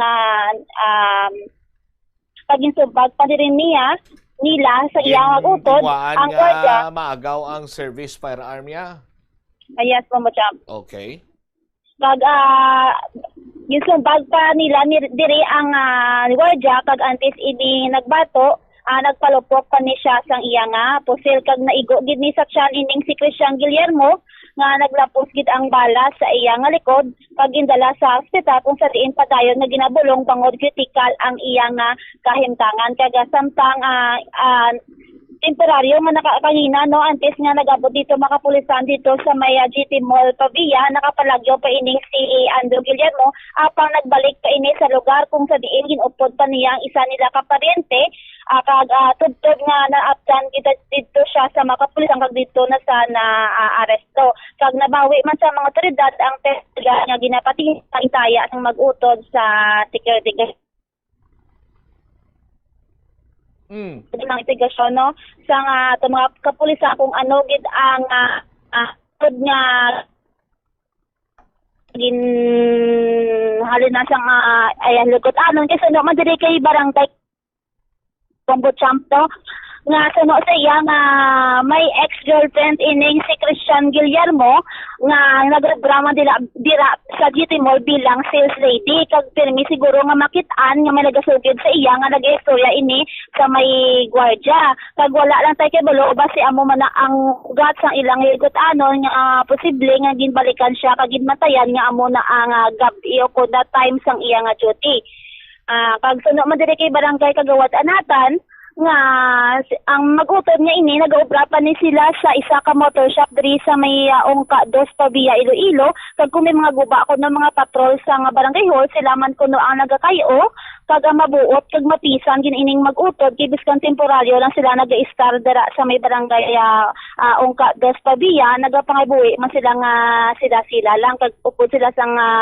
ilaman nga parente kag kung makainom na sila kuno Bombo Champ dira ang nagasugod ang kinagamo tungkol nga nag-umpisa sila sang pang-tripping kung sino man ang makita nila nga nagalabay sa dalan.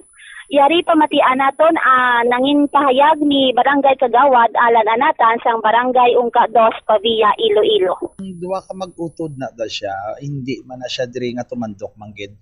Pero galing kiti dugay na di sila sa Ungka 2 kay may arat nga atong mandok andira sa ila obra sa motor shop.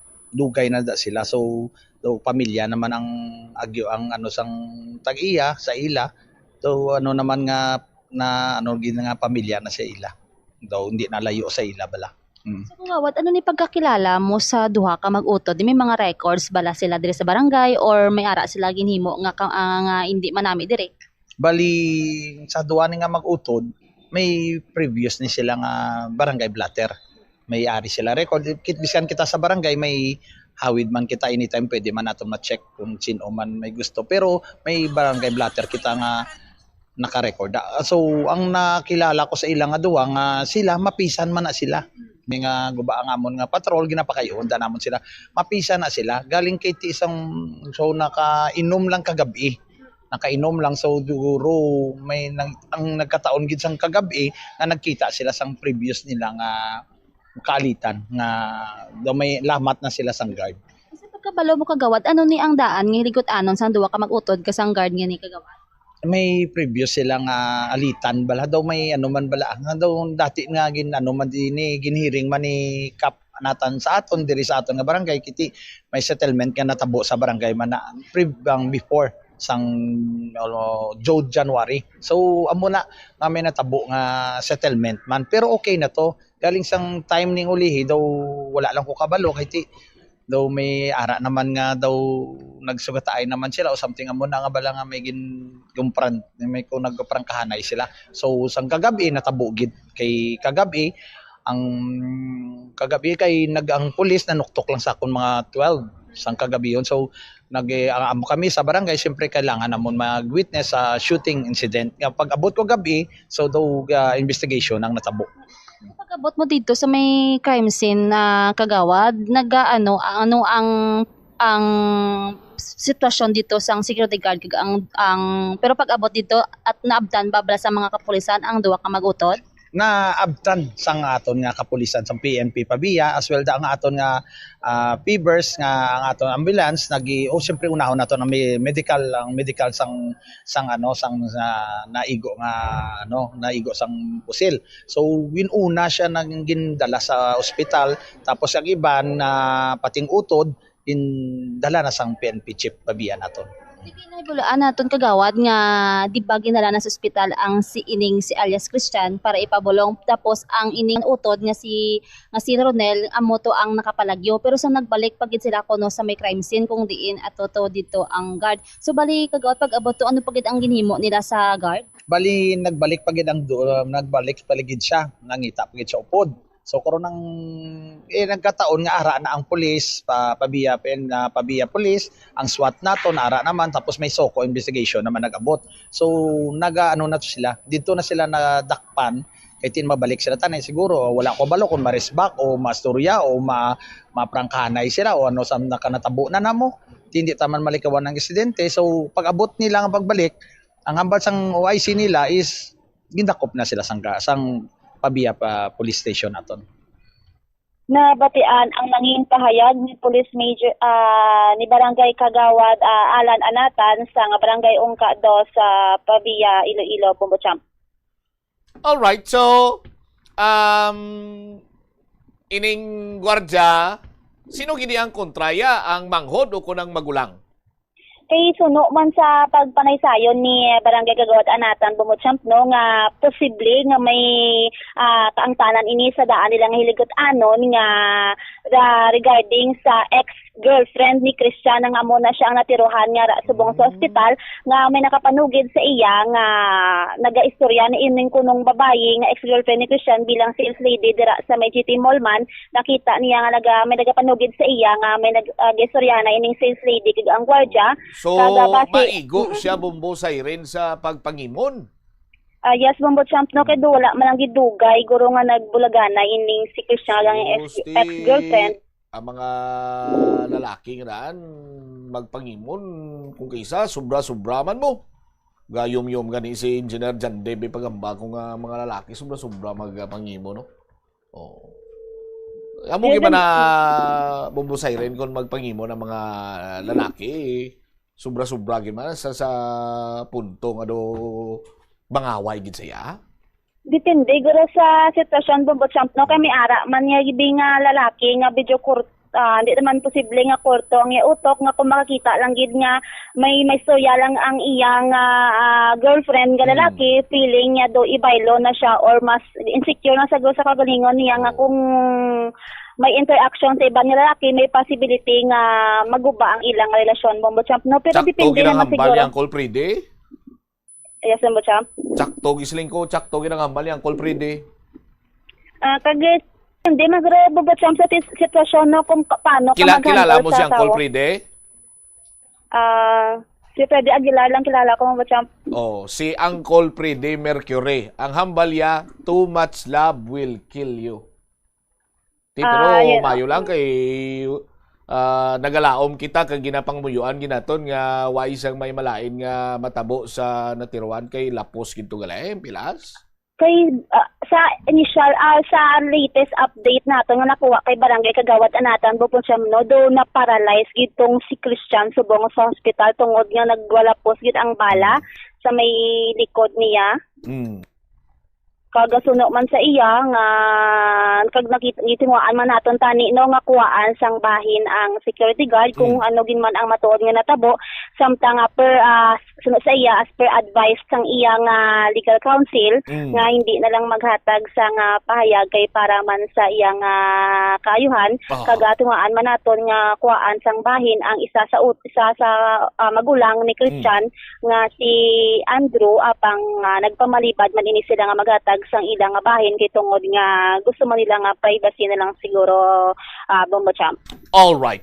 But detain ang security guard sa Lakapsel? Yes, Bombo Champ no nang sang pagpadulong natong kagina sa Pabia Municipal Police Station, nakita naton ining si ang security guard niya si Wendell nga yara sa sulod sang kalsel kagang ang disposition sang kapulisan naton dito sa Pabia MPS nga ibulago na sila sa nga ilang nga bulutangan Bombo Champ no kay basi may ara sa ila sila Lakapsel sa ilang jail prisuan nila. Kay suno man dito sa sa mga pamilya sang security guard ibulago na lang sila sang ilang carousel kay basi bala mag tuga naman pagid balakon basi laputon pagid siya sang isa naman to kautod kitungod nga napilasan man ang yang utod kay critical subong sa may hospital Bombo Champ. All right. Ini si Bombo Sairin, Nasis in this Bombo Radio Philippines, the #1 radio network in the country. Your trusted source of news and information. Basta Radio, Bombo. Salamat kid Bombo Sairin na Nasis. Ginalantaw karon ng posibilidad sa niya pagpang-imon kay bagulan ni Bulagay ang isa ka sales lady nga nagatrabaho dira sa mall. No? Ang nobyoya isa sa mga nabiktima o ramuning na tiruhano.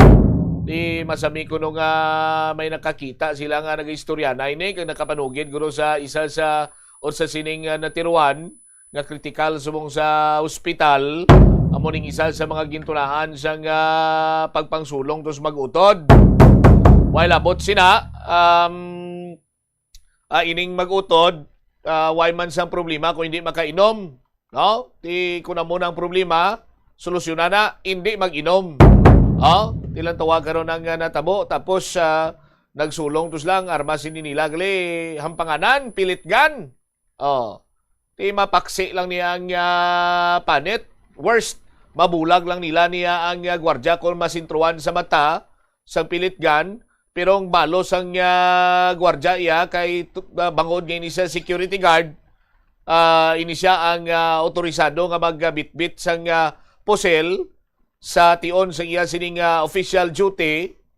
Ti karon nag-return fire. Tiyan mo to, naigo gid sa tiyan, lumapos sa likod. Sus Maria Kagusipo.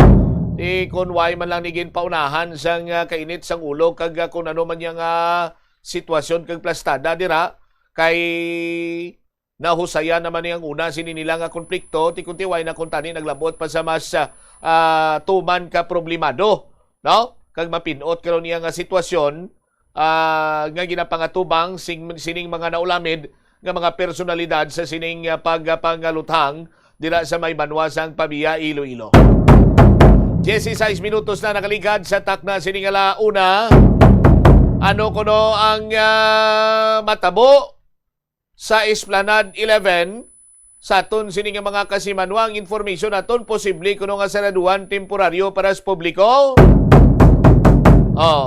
Ang Task Force on Morals and Values Formation kaupod sa aton sining kapulisan kag Public Order Safety Management Office ang nagapatigayon na sang roving or pagchekyar sining lugar kung sa diin tabo ining isa ka hindi mayo siniyang buluhaton. Ang pagpakikilawas sang isa ka lalaki kag isa ka babaye nagaedad 18 kag 17. Hambal pa gani isang kapulisan nga magnubya ini sila kuno. Pero ining relasyon sining duha ka mga persona ang way nagahatag sa ila sang kinamatarong nga maghimo sing hindi mayo sining buluhaton sa pampubliko sining lugar. Check naton ang dugang mga balita. Follow-up report ni Bombo Erica Pioquinto. Sa report, Bombo Erica, please go ahead.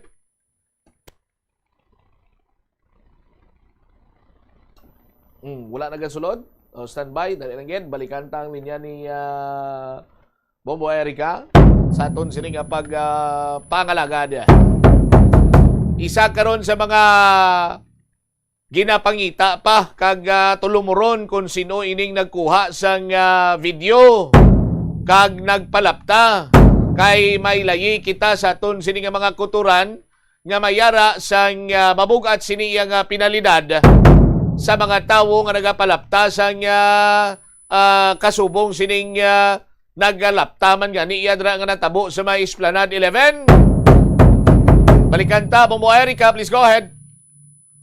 Nagpatigayan sa saturation drive ang PFMDF enforcers sa upo ng ICPSA personnel sa Glapos PNP sa Esplanade 11 sa nagigad na July 29 at 30. Sa interview ng Bombo Radio kay Nestor Cano, ang chairperson ng Task Force on Moral and Values Formation, iya din pahayag na liwat nila nga ginligot ang lugar agud mas kasanibon pa ang katawhay kay kalinong sa lugar nga ini. Gindugang man niya nga sa subong, may mga interventions na nga ginaubra agud mabuligan ng mga biktima sa viral video sa nasambit nga lugar. Wala man nagauntat sa pagbantay ang ilang mga personal sa mga biktima, agad pasiguraduhon nga luwas sila tugtog malampuwasan ng nasambit nga issue. Pahayag man nila na ang nasabo ang saturation drive ang ginaubra na nila halimpasang una kung sa diin regular na gina-check ang mga lugar kung sa diin natapos na ang pag-ubra sa Esplanade. Apang sa subong, mas striktuhan pa kung pasiguraduhon nga tagaan focus ang mga lugar. Binhingi man niya ang mga pumuyuyo, maguligan sila agad mauntat na ang issue nga ini.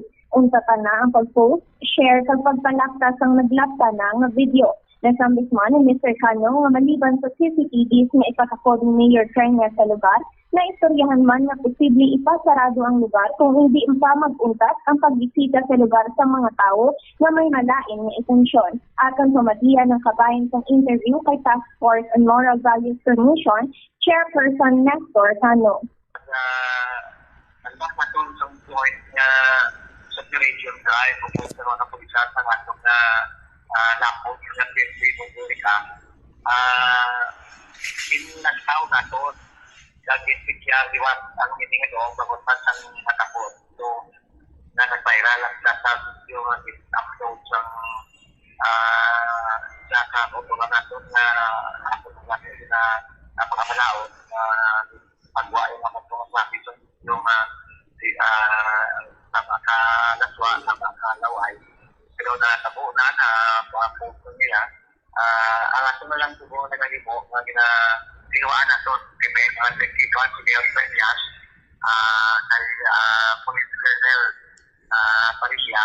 In fact, mga police sa principal man ni Mayor Peñas, kahapon magkayon kami sa pamuntan po sa ato ng mga social worker ng ato na civil work sa development office sa Polo. Dito po ngayon sa ato sa mga kapulisan ng Lapos PNP. Harapan ng pinikanan ang nanay sa ara. Ang luna nagtakbuhan kanito atong minoridad na nag-identify na nato. Yun na nato ang mga nasa ito, mga intervention kung naman ka ng nato niya.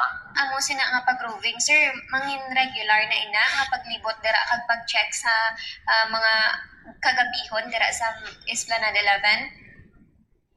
Sa pagmatuod sa publika, nangin routine na namon sa trabaho sa atong kapulisan.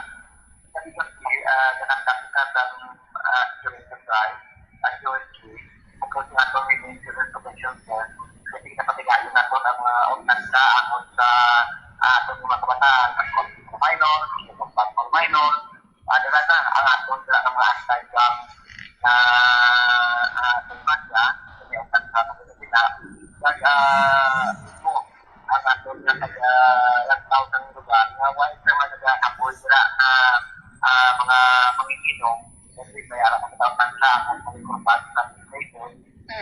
Ano kasi na punta to na ang mga islangan sa area baka pag-uusap kadamo sa natin na islangan na nakatapos pati na ang nagpulibuan na kung gani sa stress along sa suong area sa Aligalong na Barangay Babae sa Mandurriao.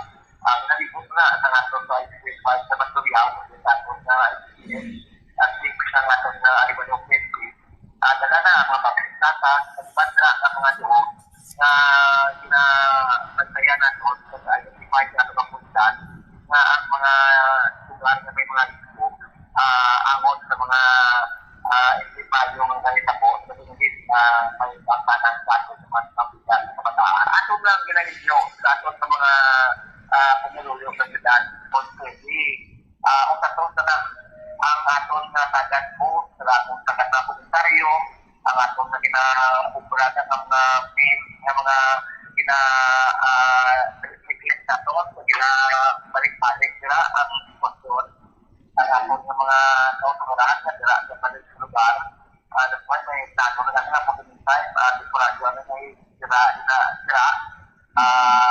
pawanan na ito lang sa lisyuan ito ba na mga pilihan na ginefret. Nabatian ang chairperson ng Task Force on Morals and Values Formation nga si Nestor Cano. Bombo siya? Siraduhan temporaryo sa publiko, Bombo Erica? Oo, Bombo Champ, no? Kaya kung makita man natin mula sa social media, subong, taman kadamo ang mga nag-post nga nagakadto sa lugar, tapos himo ba lang means ang lugar mismo, nagaplano sila, Bombo Champ, nga temporary, nga ipasarado ang ina nga lugar para lang siguro nga patahawon yung issue. Mas mayo man kung amo sina parang bisan pa paano mapahuway-huwayan man na ang lugar kay do kapoy na daguro sa mga nagkalain-lain nagakadto na naga pusing dira bla. Bombo Champ. Ang maliban sa mga CCTV footage, amo ina ang isa ka solusyon nga naisip sa Iloilo City Government. All right, sige. Thank you again, Bombo Erica. Ini si Bombo Erica Berganya Piaquinto, and this is Bombo Radio Philippines, the #1 radio network in the country. Your trusted source of news and information. Basta Radio. Bombo! Salamat kid Bombo Erica Piaquinto sa imo siniyang follow-up report. Isaton sinikaron niya nga mga kabombo, no? Amo ning hambal ba lang ti bala mo ang mga Pinoy tama gidya ka creative mo. Kadamo lang sang mga nagasulod sa paminsaron konsiderasyon man kun tani sa duwa sini ka mga persona but ti amo ning ginimo sini nila daw hindi man niya sila nga mabaton sa aton sini ka sosyedad.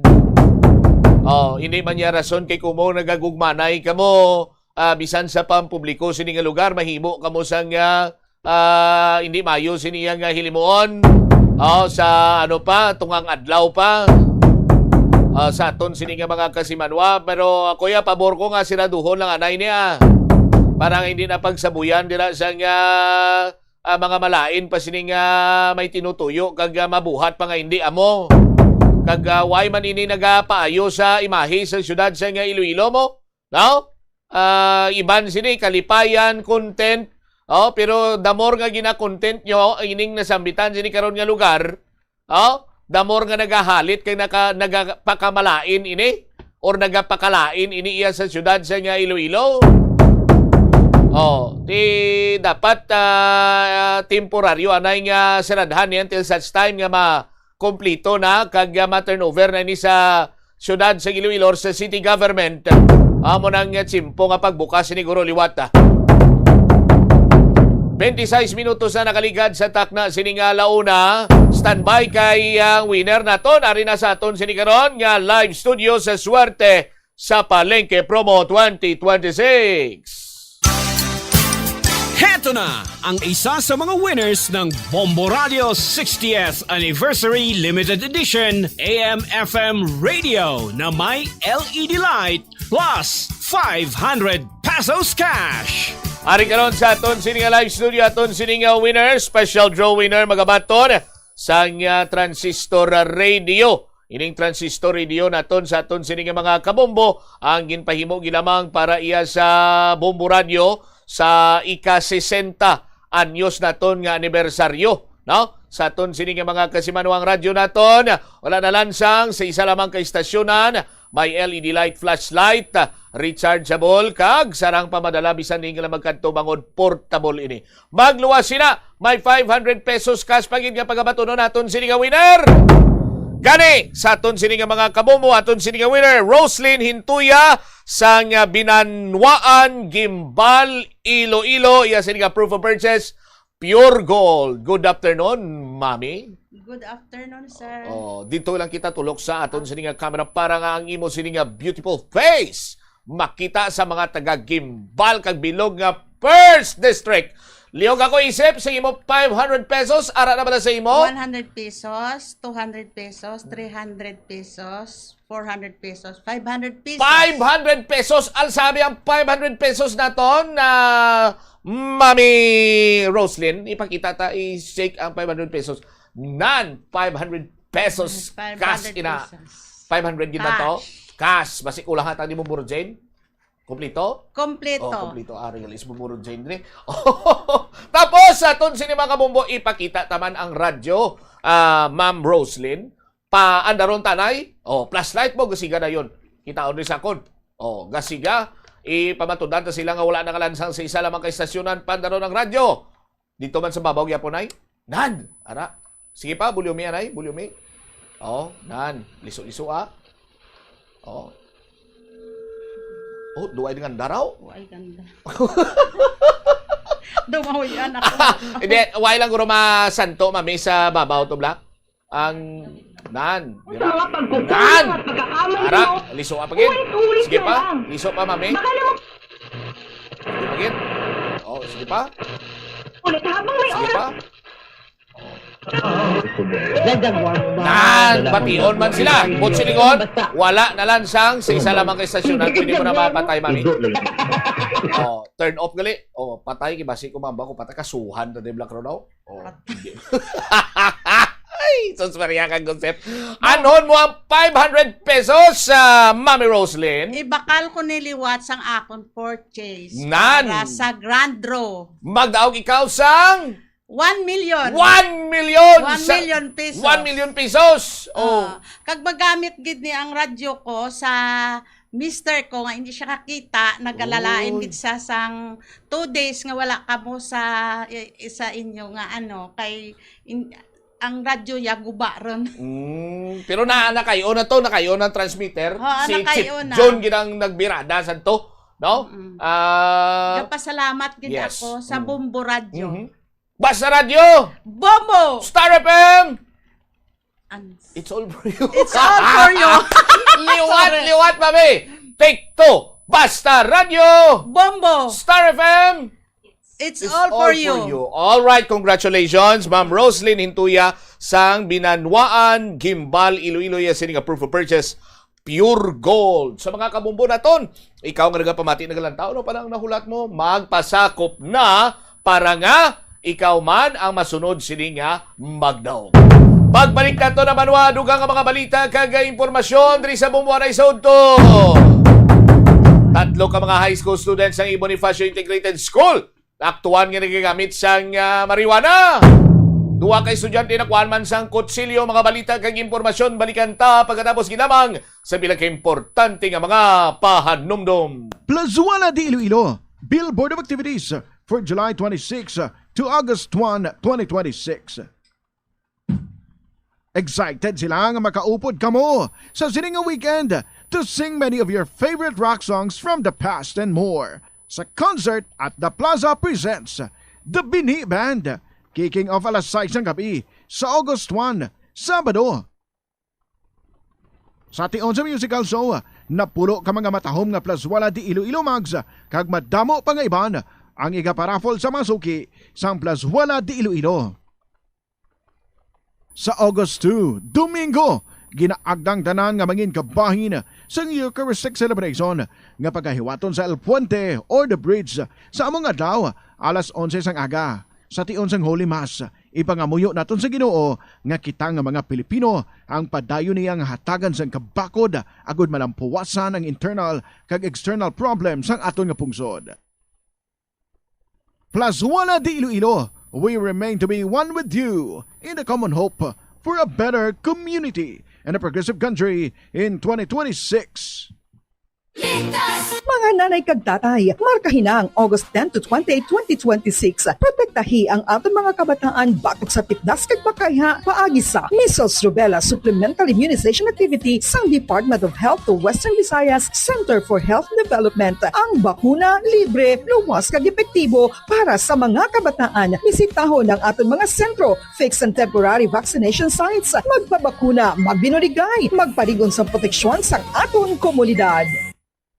The Farmers Bazaar, your traditional public market with the touch of Plasuelados, ang isa ka lugar nga gintukod sa tion kag sa kasagsagan sa COVID-19 pandemic nga may tinutuyo nga maghatag sa imo sang safe marketing experience. Subong nga ang COVID-19 hindi na gid man dako nga pamahog kag nagapakadto na kita sa next normal. Rest assured nga ang Farmers Bazaar will further evolve agud nga magpadayon sa paghatag sa inyo sing satisfying marketing experience. The Farmers Bazaar. Sa lower level, tara na pahamtang ang fish, poultry kag meat section para naman sa inyo mga kinahanglanon nga prutas, utang kag iban pa, magbisita sa upper level, pinaagi sa paggamit sa hagdanan o kon sa pagkadto direkta sa parking lot. The Farmers Bazaar, your traditional public market with the touch of Plasuelados. Kung nagabiyahe, dalang salakyan, planuhi ang ruta, kag tingbo ng mga malipot nga ruta, kag isahon na lang agud makakinot sa gatong. I-schedule ang biyahe nga off-peak hours para ma-minimize ang inoras sang idling sa traffic. I-practice ang carpooling kung mahimo pa lang para mabuhinan ang numero sa mga salakyan sa dalanon.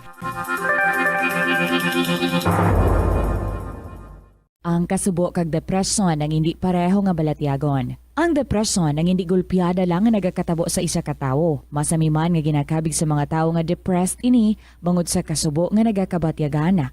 Ang kasubo temporaryo lang nga nagakabatyagan sang tawo kag masami nagadugay sang pilalang kaadlaw. Samtang makabig naman nga nag-experience ikaw sang depresyon kung masobre na sa 3 ka bulan nga nagabatyag ikaw sang kasubo. Importante nga mahibaluan ang mga naga-trigger sa amo nga balatyagon agud nga mahibaluan kung paano ini nga bulngon. Paano ipabilin nga matinlo ang ginakaon nga mga prutas kag utan?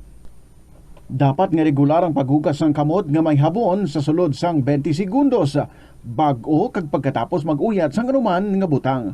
Hugasan sa maayo mga prutas kag utan gamit ang tubig bago ini kaunon o kun isimpon sa ginaluto nga pagkaon. Likawan nga maggamit sang habon o kun bleach o kun anuman nga kemikal sa paghugas sa mga ini. Lutuon sa maayo ang mga utan agud mapatay ang mga mikrobyo nga nagatapik diri. Kung ikaw may ubo o kun sipon, mas maayo nga itugyan na lang sa iban nga miyembro sang pamilya ang paghanda sang pagkaon agud malikawan ang cross-contamination. Kabombo, yari ang pwede mong himuon agud makakinot kita sa paggamit sang enerhiya. Nagagamit ka man bala sang water dispenser sa imo balay o kun opisina? Ini nga kagamitan ang isa sa mga appliances nga mahakog magkonsumo sang kuryente. Ang paggamit sang dispenser nga may capacity nga 630 watts ang mahimo makadugang sang tubtub sa 600 pesos sa imo electric bill. Gani para makakinot sang kuryente, ipasiguro gid nga ma-unplug ang water dispenser sa imo balay ukon sa opisina kung wala na ini ginagamit. Yari ang mga simpleng nga paagi agud makakinot sang tubig. Tinguba ang mga lalabahan kag tinguba man ang pagpanglaba. Ang pagpanglaba sang isa ka bes sa isa ka semana ang nagakinot sang naglabot sa 50 litro sang tubig. Kung nagagamit sang washing machine, iset ini sa mas manubo nga wash cycle. Makakinot ka na sa tubig, makakinot ka pa sa enerhiya. Hindi pagpunoon ang refrigerator. Kung sobra ang unod sang fridge, mabudlayan ini nga mapabilin ang tugnaw, nagahinay ang airflow kag mas madamo nga kuryente ang kinahanglan. Ipabilin nga matawhay ang unod kag painon ang mainit nga pagkaon antes ibutang sa fridge.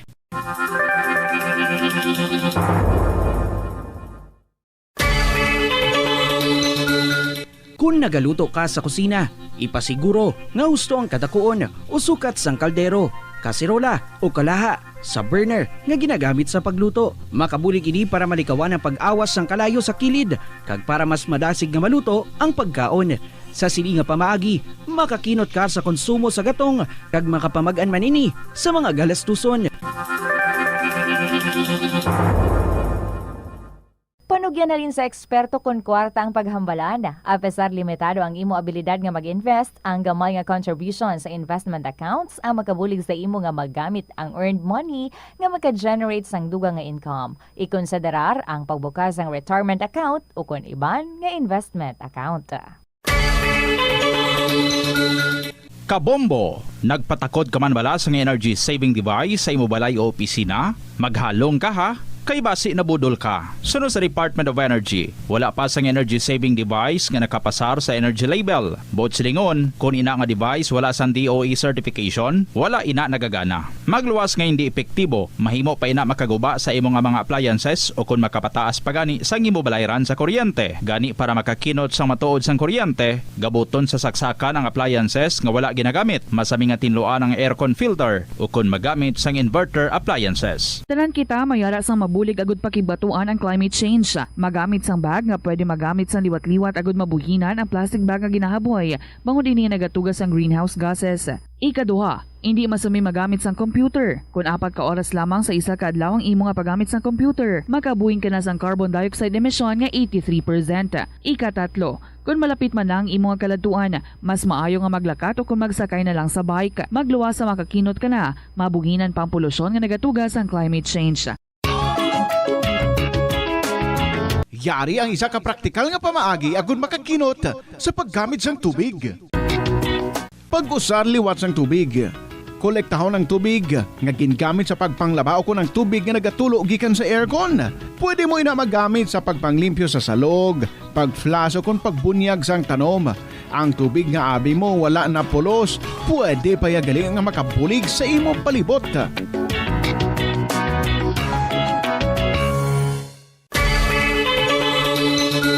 Limitahan ang pag-charge sang devices. Hindi pagpabayaan nga naka-plug ang phone, laptop o kung tablet kung puno na ang battery. Patyon o kung i-unplug gilayon kung tapos na. Makakinot ini bisan gamay lang per device. 30 minutos na nakaligad sa takna sining alauna. Balik na diri sa pagpangalagad sa nga bomboanay sa udto sa DYFM Bombo Radio Iloilo.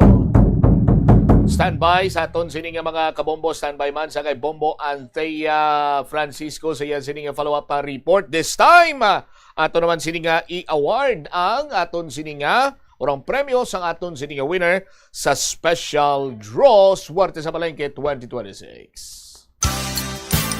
Heto na ang isa sa mga winners ng Bombo Radio 60th Anniversary Limited Edition AM/FM Radio na may LED light plus 500 pesos cash. Ari diri karon sa aton sining live studio, aton sining special draw winner mga baton sang 500 pesos cash plus transistor radio. Transistor radio nga ginpahimo ginamang para sa Bombo Radio para sa ika-60 anyos no nga anibersaryo sang Bombo Radio Philippines. Wala ini nakalansang sa isa lamang ka istasyonan, may LED light, flashlight, rechargeable. Kag mapos bitbiton bangod portable ini magluwas sina. May 500 pesos cash pagid sa live studio karon naton sining winner taga Kalumpang Molo. Ang yan sining proof of purchase San Miguel Pale Pilsen si Ma'am Irene D. Ma'am, mother, Good afternoon. Good afternoon. Kamusta ikaw? Okay, Ged. Okay, Ged. Siyempre, Yes. kay may ginawiyatan nga 500 pesos nga cash. Palihog ako isip. 100 pesos, 200 pesos, 300 pesos, 400 pesos, 500 pesos. 500 pesos. Ano ni Mami Irene ang 500 pesos? Idugang bakal purchase man daog ta 1 million. Amo na yang target ginang 1 million. Magluwa sila. Nag-araskan man ang tutudlan ko. Magluwa sila. Ara pagid ang radyo ipakita sila, ma'am. Ari. Ang radyo. Okay? Testingan ta, paandaron ta ang radyo para mapamatudan ta nga way na lansang sa isa lamang kastasyonan. Naga-feedback mo silingon nagatuon na diri sa buong radyo, liso-liso abi, ma'am. Yes. Oh. Isa pagid ka liso, be. Sa pagid. Sa pagid. Oh, bation sila tanana. Oh, but silingon way na lansang sa isa lang ka istasyonan. Oh, palihog na ko turn off the radyo. Wow, turn off the radyo. Ang flashlight pagin, ma'am, pandaron tabi. Ang switch siya ara sa ibabaw, sa handle. Na dira. Nan, baw, nasigahan gina ko sang flashlight. Gandar tanan. Sige, anong mahambal ni Ma'am Irene kay nabato niya niya sining premyo? Una, nakapasalamat gid ko sa Ginoo nga gintagaan niya ko sang blessing sa sining nga adlaw. Salamat man sa Bombo Radio, Star FM ka sa mga sponsors. Yes, ang dahaman tong mga taga Molo, taga Kalumpang nga mag-intra sila para nga parehos mo magdaog man sila, ma'am. Kamo nga mga taga Kalumpang, intrama kamo para sa dason kamo naman madaog kag sa mga friend ko manda sa lady kag sa akon nga family sa Gimbal kag sa Tubungan. Intrama kamo kay para sa dason kamo naman daog. Di mo ingas mga taga First District subong kagi nato ginawardan ta taga Gimbal man. Subong si ma'am, ang roots niya taga din kay gani ma'am? Gimbal. Tapos may mga parinti sa Tubungan. Ang kilala kong Artus Dalong basi kung parinti mo pa to. Basi. Basi.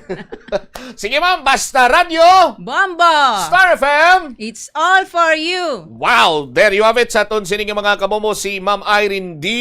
Sang Kalumpang Molo, winner naton sa special draw, nakabaton 500 pesos cash, kag Transistor Radio, kaula na lansang sa isa lamang ka-istasyonan niya, sininga proof of purchase, San Miguel, Pale Pilsen. Thank you so much, ma'am.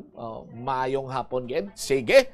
Alright, padayin kita, Bombo Anthea Francisco standby, sa imo sininga balita, diri man sa ton sininga pangalagad diri sa Bombo Radio Iloilo. I-check naton sa Dilmanugay ang balita ni Bombo Anteya kay may 3 ka mga high school students sa Ibon Bonifacio Integrated School na aktuan nga nagagamit sa marijuana. Sus Maria, kagusip ka mga lamharon pa ni. Kabalo na sila sa mga kasubong siniya. May nakuhaan pagid sang 2 ka kutsilyo. Check naton si Bombo Anteya sa follow-up report. Please go ahead. Naaktuhan nga nagagamit ng marijuana ang 3 ka grade 10 nga estudyante ang A. Bonifacio Integrated School sang Lunes, Hulyo 27. Sunod sa pahayag ni Maria May S. Alminaza, principal sa nasambit nga bulutuan, natabuan ang insidente pagkatapos ng recess sang naaktuhan sang isa ka maestro ang 3 ka estudyante sa comfort room nga ginapatihan nagagamit sang marijuana. Ang 3 ka kabataan nga nagaedad sang 15 tubtob 16 anyos na turn over na sa City Social Welfare and Development Office o kung CSWDO agud mahatagan sa nagakaigo nga intervention. Posible man sila nga i-refer sa Balay Dalayuna na kon kinahanglanon. Sunod pa sa iya base sa inisyal nga interview sa Child Protection Committee, isa sa mga ginatanaw nga rason sa ila ginahimo pagpapatugan na lista sa separado man nga insidente nakuhaan man ng kusilyo student pinaagi sa metal detector nga ginagamit sa inspeksyon sa pagsulod sa eskwelahan. Naginhiwat nga conference nagupod ang Child Protection Committee CSWDO kag mga ginikanan sa mga estudyante, ginpahayag nga kabalo na ang mga ginikanan sa natabo kag sa mga nagakaigo nga tikang nga pagahimuon para sa ila kabataan. Samtang ginpabutyag sang school administration nga ginapatuman nila ang Project Bangon, isa ka intervention program para sa mga estudyante nga nagapakita sang undesirable behaviors. Kada Biyernes mayara sang guidance session kag mga lecture agud matudluan kag mabuligan ang mga kabataan nga makabalik sa husto nga panggawi. Aton pamatian ang pahayag ni May S. Alminaza, principal sang A. Bonifacio Integrated School sa aton interview.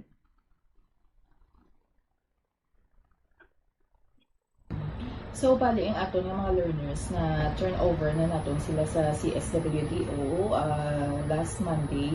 And as of now, wala pa man sa may nakatag ang CSWDO sa amon nga update sa case ng mga bata. But that day, nagmuno man sila nga ma-undergo ang mga bata sa intervention program nila dira sa ila or i-refer nila sa Balay Dalayunan. Atong sa prohibited drugs, grade 10 to sila, considered kasi lagi ako na minor, kay 15 and 16 years old. Actually, sa initial nga mga interviews ang aton nga Child Protection Committee nga mga focal persons, though wala sila, ang isa to kabata, wala sa parents, nag-star lang siya sa kay lola niya. Kagang isa daw guardian man ang nag-attender sa iya. So, kung i-dig up ta siya, do lack of parents guidance gid siguro nga atong mga bata, no? Do wala gid sang may nag-attender, wala nag-follow up sila siguro sa balay sa ilang that was last Monday, July 27, ang sa prohibited drugs. Right after sang ila recess in the morning, ara sila sa CR, no? Then do natabuan man nga may isa ka teacher nga makadtumatan sa CR. Then nakasmell siya sang hindi nami baho, o hindi man siya smoke sa cigarette, do laing gid siya. So natakpan gid mismo sa aton nga teacher, nga male teacher, ang mga kabataan nga ini nga tatlo sila kabilog. Then ginagas pa sila gani ni sir, then until nga nadakpan din sila. Sa kutsilyo naman niya, na-intercept to siya before pa sila makasulod sa school. Kaya ang aton nga guard subong may metal detector na sila, na gina-strengthen din naton ang aton security sa school. So, pag pala sa guard sa metal detector na nakita na pagbukas ng iyang bag na may dala siya na kutsilyo. Hindi, lain man sila ng mga learners. So, ang nakita nga kutsilyo grade ano ito natin mo? May isa grade 8, may isa nga grade 9. Since during some conference ng aton nga Child Protection Committee with the parents at CSWDO, aware na ang mga parents ang ginauga sa ilang mga bata. So may ara kita diri sa school nga ongoing nga project bangon para ina sa mga aton wala nga kabataan nga may undesirable behaviors nga every Friday gina may nagatalk na sa ila. We have invited mga PNPs, mga personnel nga magatalk party sa mga social responsibilities, mental health sa mga bata, kag mga teachers man diri sa school nga from time to time gina-orient sila sa mga consequences ng ilang mga actions, no, mga results nga makaguba sa ilang future. Okay. Atong nadakpan dili ito sa may sa may kutsilyo, bay or laki? Lalaki. Dala man siya sa dalayunan. Ang gin-endorse na namon sa CSWDO, so sila na ang bahala mag-handle sa case. Nabatian ta si May as Alminaza, principal ng A. Bonifacio Integrated School sa aton interview. Bombo Champ. So ara sila sa gin-turnover sa CSWDO, Bombo Anteya? Yes, Bombo Champ, gin-turnover sila, no? Ang tatlo ka estudyante nga sangkot sa may marijuana, gin-turnover na sila sa may CSWDO. Tapos ang duwa naman nga sangkot nga nakitaan na sang kutsilyo, i-endorse pa lang sa CSWDO, Bombo Champ. Alright, may mga nagakaigo silang pinalidad sa bahin na bisang bulutuan, may mga sanksyon pabatok sa mga estudyante nga ni Bombo Anteya? Yes, Bombo Champ, no? Tapos pagkatapos bidi man sila dalon daw sa may Balay Dalayunan, no? Pero ano sila masuspend, i-expel? Anong naka-mention si ma'am? So, ang mention niya lang is idalon lang sila sa may CSWDO. Okay. So, kung amo sila, meaning temporaryo lang na, no, Bombo Champ? Okay. Sige. Thank you again, Bombo Anteya. Ini si Bombo Anteya, Jan Francisco. This is Bombo Radio Philippines, the #1 radio network in the country. Your trusted source of news and information. Basta Radio, Bumbo! Salamat gid sa follow-up report mo Anday Francisco. Iya mo ning budlay subong kay hamakon sini nimo mga lamharon pa lang ang edad damo na sang nahibaluan. Pamangkot pangit sini kung din sila nagkuha sang marijuana. Kung madumduman pa sang nagligan sini nga mga inadlaw or nagligan nga semana sa aton sini nga mga kabombo. May duwa man to kay estudyante nga nakuhaan sang marijuana gani. Tapos may nadakpan nga nagagamit sang nagahit-hit. Kung ang kilala ko pa, nagapopping. Sa sulod sang CR. Tinapanimawaan karon sa isa sa mga faculty dito. Ginpang sila, pang-reprimand sila sa aton sini nga mga kabumbo. Tiano karon ang sitwasyon sini mga kabataan pagani may mga nagakalain-lain sini nga engagement sa hindi maayo sini nga buluhaton. 52 minutos na nakalikan sa takna sini nga launa katapusan nga report kaupod sa kay Bombo Sayrin na nasis balikan tang iya sini nga linya kay may 29 anyos nga lalaki ginabaligya yang iya sini nga ginabaligya yang mga video bla nga kung sa diin makita mo dira siya kaupod niyang mga minor de edad. Iway giniguro ihibalo yung mga minor de edad sa nga buluhaton nga kasubong sini. Magluwas sila, ti minor de edad pang iya sining mga kupod sa sining video. Inabaligya ya, dakop siya karon sa aton sining mga kapulisan. Nagatinampok sining nga panumbungon ang posible pangatubangon sa 29 anyos nga lalaki nga ni. Check ta, balikan tang linya ni Bombo Sayrin. Bombo Sayrin, sa report, please go ahead. Bombo Champ, arestado ang isa ka 29 anyos nga lalaki matapos ginaligar nga nagabaligya online sa mga video sang iya pagpakaghilawas sa 3 ka menor de edad nga babayi. Ang arestado ginkilala kay alias Ed kag nadakpan sa isa ka boarding house diri sa syudad sang Iloilo sang Martes, Hulyo 28, pinaagi sa cyber warrant nga ginserbe sang Regional Anti-Cybercrime Unit 6 o Codraco 6. Sa interview sang Bombo Radyo kay Police Colonel Richard Habawel, Chief sang RACO 6 o Regional Anti-Cybercrime Unit 6, iya ginpahayag nga nagsugod ang investigasyon matapos magreklamo ang 3 ka menor de edad nga ginaaliga na biktima sang suspect. Sa investigasyon man sa atong kapulisan, nagakadto ang suspect sa mga balay ilimnan agod mangita sa mga menor de edad nga babae nga iya maingganyo nga makipaghilawas kabaylo sang kwarta. Kaginahagad man sini ang mga biktima sa iya ginatiniran nga boarding house kag nagapangayo sang permiso nga videohan ang ilang nga pagpakighilawas. Kag apang suno man kay Police Colonel Habawel, wala na ibaluan sa mga menor de edad nga ang mga video nga ginkuhaan o nakuhaan sang ining suspect gin-upload na gali kag ginabaligya sang suspect sa isa man ka online adult website. Bombocham kag dugang pa diri ni Police Colonel Habawel, nagasaylo-saylo ang suspect sang iya ginapuy-an mga 2 na ka bulan ang nagdigad rason nga nangin madanlog ini sa mga kapulisan naton antes ini siya madakpan. Pagin pabutyag madiri ni Police Colonel Habawel nga bisan pa may permiso pa ang mga biktima o kung mga biktima ang pagkuha sang video, illegal man gihapon ini bangod mga menor de edad ang nalakip. Kag sa subong, yara na sa kustudiya sang kapulisan si alias Ed kag magapangatubang sang kaso nga paglapas sa Anti-Online Sexual Abuse or Exploitation of Children kag Anti-Child Sexual Abuse or Exploitation Materials Act.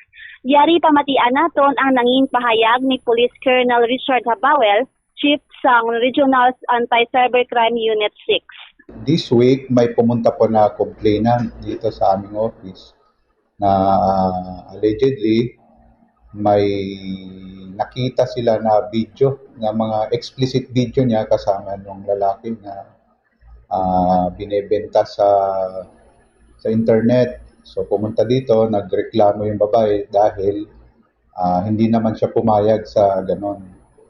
So, chinek namin yung evidence and meron namang probable cause kaya nag-apply kami ng warrant, cyber warrant. Kaya tapos sinerve namin doon sa tirahan ng lalaki sa Iloilo City. Kaya nahuli namin siya for violation of Republic Act 11930 or the child sexual abuse and exploitation materials. Yun po yung kinaso namin sa kanya. So, ilan po ba yung minor de edad na involved po sa videos? Bale, yung isa po, basis namin ng paghuli sa kanya, isa. Pero there are other videos na nakita sa device niya which may be also evidence sa possible other victims. So ngayon, ang basis ng filing, yung paghuli namin sa kanya, yung nag-complain ngayong week. But we are reaching out, baka meron pang ibang naging victim yung tao na ito. Open po ang aming tanggapan para mag-file sila ng complaint. So, message lang po sa mga kabataan po na mga minor de edad na nai-involve po sa ganitong Yes.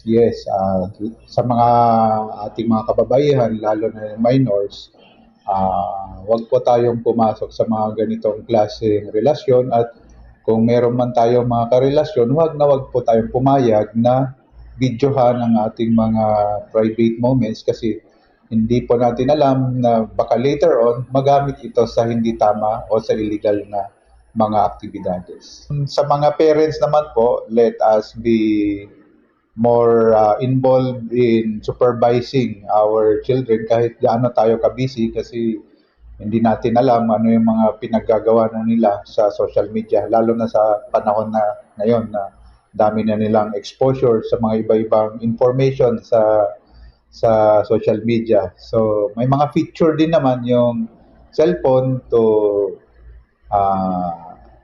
kumbaga, you could supervise them, you could limit yung mga apps na na-install nila, something like that. So, let us do our effort, due diligence din, para mag-guide natin and mabantayan yung ating mga anak.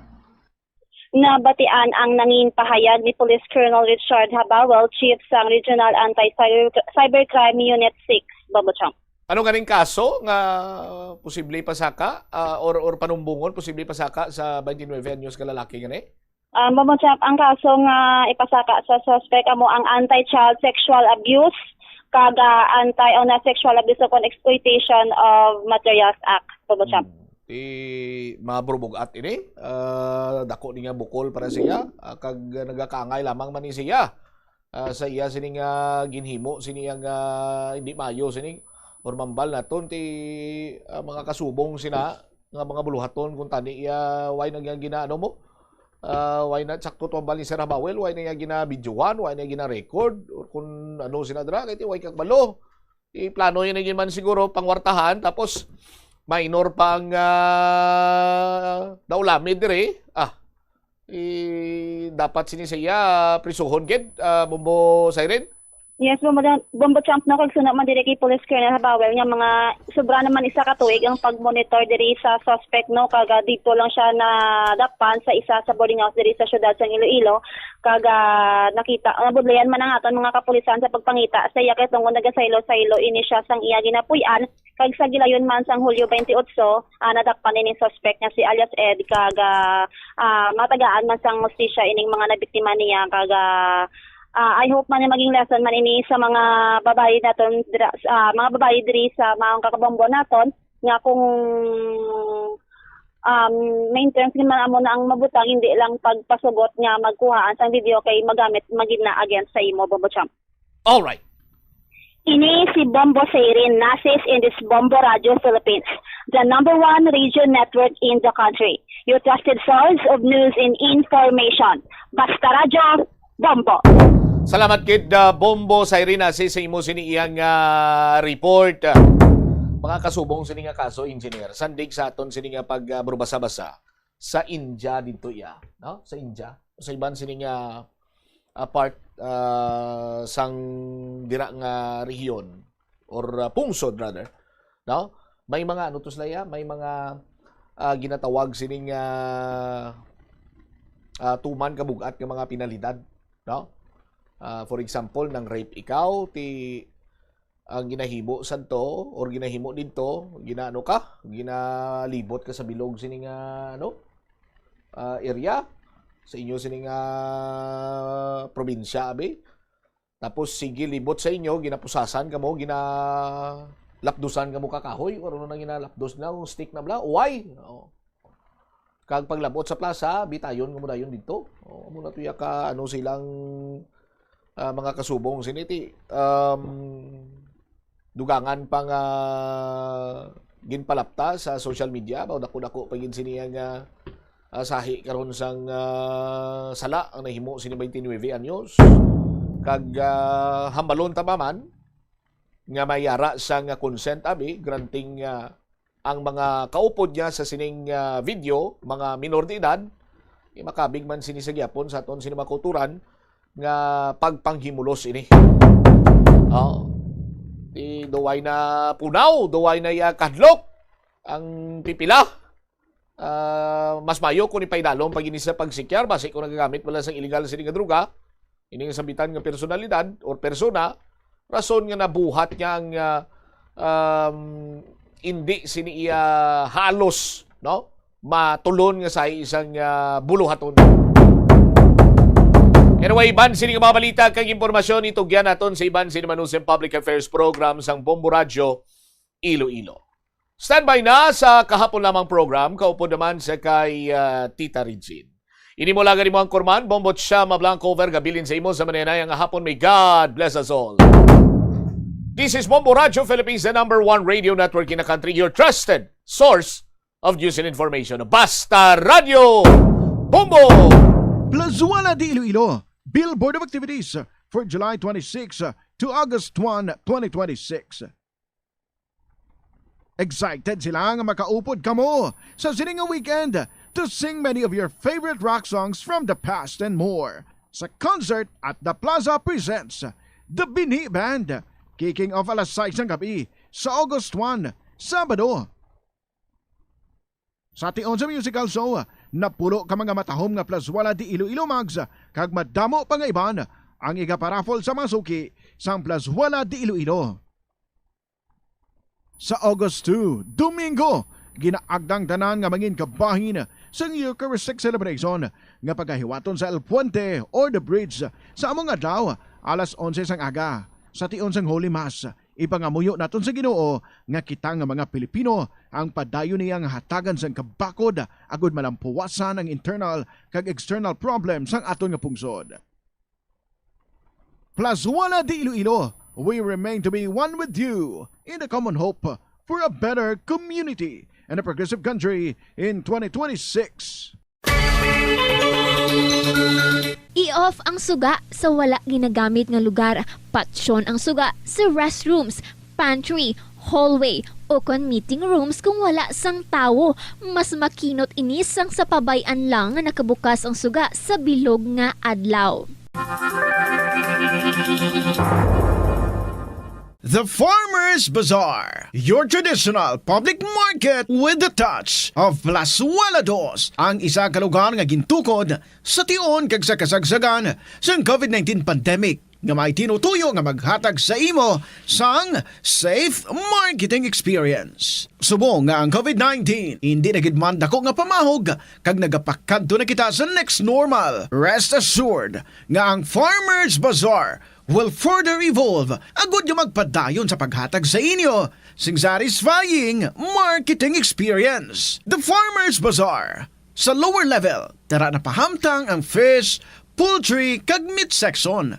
Para naman sa inyo mga kinahanglanon nga prutas, utang kag iban pa, magbisita sa upper level, pinaagi sa paggamit sa hagdanan o kon sa pagkadto direkta sa parking lot. The Farmers Bazaar, your traditional public market with a touch of Plazuela Dos. Yari ang mga simple nga paagi agon makakinot sang tubig. Kaayuha ang mga taga sa tubo o kon hose. Hindi tanan nga taga sa mahapos kagilayon nga makita tungod ang mga tubo o kon hose ang nakalubong sa duta o kon semento nga bahin sang balay. Kung magsigi ang mga tagas nga ini, mahimo nga magalabot sa 10,000 ka litro sang tubig ang mausik sa isa ka tuig. Maggamit sang leak detection tool o kung magkonsulta sa mga eksperto kung may pagpangduwa-duwa nga may tagas sa mga tubo sang tubig, agod ini gilayon nga makaayo. Sa eskwelahan, ang pag-practice ang good manners and right conduct ang makabulig sa paghimo sang positive, respectful environment para sa pagtuon. Nagapakita ini sang pagtahod hindi lang sa mga manunudlo kundi mangin sa imo mga classmate kag sa school community. Mag-abot sa eskwelahan on time. Ang pag-abot sang late sa klase kag sa aktibidad ang nagapakita sang kakulang sang respeto sa oras sang iban. Magpamati sa imo maestra o kun maestro samtang nagadiscuss ang lesson kag sundon sang maayo kun may yara sang instructions. Tawgon nga ma'am o kun sir ang imo teacher o kun staff. Kun may pamangkot, ibayaw ang kamot, agud mahatagan ikaw sang kahigayunan nga makasabat. Maggamit sang please, thank you kag excuse me kung nagaistorya sa imo classmate o kung sino man ang imo ginaatubang. Likawan ang pagpanunlog, pagbuli o kung pagpanginsulto. Mangin maayo kag may respeto sa isig kapareho. Mangin matinlo sa classroom kag school grounds. Ibutang sa basurahan ang basura kag indi pag-ihaboy sa bisan diin lang, ilabi na sa sulod sang classroom. Respetohon ang propiedad sang eskwelahan. Halungan ang mga libro kag supplies kag likawan ang mangguba sang pagabutang nga wala mo ginapanag-iyahan. Mangin focus sa pagtuon kag likawan ang pag-istoryahan na isang classmate samtang nagadiscuss ang imo maestra o kun maestro sang inyo nga lesson. Likawan ang cheating. Masami nga kompletohon ang assignments kag test nga wala nagapangopya sa hinimuan sang iban. Paborito mo man bala kaunon ang prutas nga saging kabombo? Nakahibalo ka bala? Nga ang Pilipinas ang ikaduha sa pinakadako nga exporters ng saging sa bilog nga kalibutan. Sandig sa United Nations Food and Agriculture Organization, ang pungsod ang naka-export sang 2.93 million metric tons sang saging sa tuig 2025. Nagapangduha kita sa top exporter nga pungsod Ecuador. Ang saging manggaranon sa mga bitamina kag minerals, kaangay sang vitamin A, C, B6 kag potassium nga kinahanglan sa immune system, energy production kag cell protection. Bangod sa mataas nga potassium content sang saging, epektibo ini sang healthy blood pressure kag nagasuporta sa overall heart function. Kung ginbilin ang computer nga nagaandar bisan wala ginagamit, nagakonsumo gihapon ini sang kuryente. Mas makinot kung ibutang sa sleep mode kung wala ginagamit sang 5 to 10 minutes. O kung i-shutdown ini kung mag-break ikaw sang mas sobra sa 15 minutes. Ang monitor pwede man nga patyon pagkatapos sang 3 to 5 minutes nga wala ginagamit. Sa sini nga paagi, makakinot ang opisina sang dako nga kuryente kada bulan. May kilala ka bala nga mga bata nga mahilig sa video games? Nagausik bala ini sang inoras sa paghampang sang iya ginakaadikan nga games. Isa ka pagtuon sang American Academy of Pediatrics ang nagapahayag ngang sobra-sobra o kun inoras nga pagtiner sa paghampang sang video games ang makadulot sang depresyon, anxiety kag manubo nga grade sa eskwelahan. Suno sa mga eksperto, halos 9% sa kada 3,000 ka mga elementary students sa kada pungsod ang makabig pathological o kun addict sa paghampang. Makabig nga pathological o kun addicted ang isa ka estudyante kung nagaapekto na ang paghampang sa iya nga pag-eskwela. Dugang pa sa among nga pagtuon, ang ka-addict sang isa ka bata makapabudlay sa iya sa pagkontrol sang iya impulse. Kaangot diri, ginpanugyan nga dapat hindi magsobra sa isa ka oras kada adlaw ang gastuhon sang isa ka elementary student sa paghampang kag hindi naman magsobra sa 2 ka oras ang isa ka high school student. Mag-observe sang maayo nga load and cargo management sa salakyan. Ang kada 100 kilograms nga unnecessary load, nagapataas ang fuel consumption tubtob 0.5% para sa mga salakyan. Samtang ang pagbuhi naman sang wala ginagamit nga roof racks o cargo boxes ang makakinot sang 2 to 5% bangod sa reduced aerodynamic drag. Dugang pa, ang masami overloaded nga salakyan, madasig nagakaupod ang goma nga nagadugang pa sa mga galastusan. Nagasala ka bala sa imo nga tulunan kag daw hindi ka makahibalo kung ano ang imo nga unahon? Kung magtuon ikaw, siguraduhang anay nga nakakaon ikaw sang maayo, agud nga maka-function ang imo nga utok. Kung gusto mo ang snacks, siguraduhan man nga napreparar na ini antes pa man ang imo study time. Bangod basi, mawili ikaw sa pagkuti sang imo nga pagkaon kag ma-distract ikaw sa imo nga tulunan. Siguraduhan man nga tapos na ang imo nga olobrahon sa sulod sang balay para nga makalikaw sa interruption kag para sigurado naman nga maka-relax ikaw kung matapos mo na ang pag-review. Yari ang mga importante kag praktikal nga mga pamaagi agon makakinot sang tubig.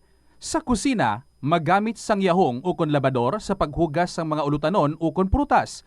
Magdesignar sang baso ukon water bottle agud gamiton sa bilog nga adlaw agud indi magsigi panghugas sini kada matapos ang pag-inom. Kung aksidente nga may nahulog nga ice o kunyelo, hindi ini pag-ihaboy. Sa baylo, ibutang ini sa mga masitera sang tanom. Kung may bilin man nga yelo o kung tubig sa baso nga ginimnan, tipunon anay ini sa balde, agud ibunyag sa mga tanom antes hugasan. Kabombo, yari ang pwede mo himuon agud makakinot kita sa paggamit sang enerhiya. Kabombo nga motorista, paano ka bala mag-apply sang preno o kon brake kung nagamaneho? Likawan ang golpeada nga pag-accelerate kag pagpreno. Ang golpeada nga pag-accelerate kag pagpreno, ang sara nga makakonsumo sang gatong tub-tub 3,700 pesos kada bulan. Samtang, makakinot ka naman sang tub-tub 200 litros sang gatong kada bulan sa imo salakyan kung matawhay ang dalagan sang trapiko. Gani kung ikaw magmaneho, smooth and easy lang kabombo.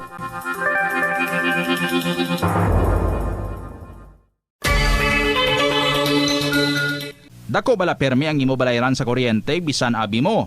Malaka man lang kamo nagagamit sang appliances? Basi may vampira sa inyo balay. Hindi ini vampira ka ngay ni Dracula nga nagasuyop sang dugo. Ini amo ang vampire power. Madamo nga mga appliances kaangay sang gadgets, chargers, microwaves. Kagiban pa, ang nagakonsumo sa gihapon sang phantom energy bisan naka-off na apang nakasaksak pa. Gani siguro ha nga na-unplug ang appliances. Kung wala na ini ginagamit, magluwas nga likaw sa disgrasya, makinot pa sa bulsa.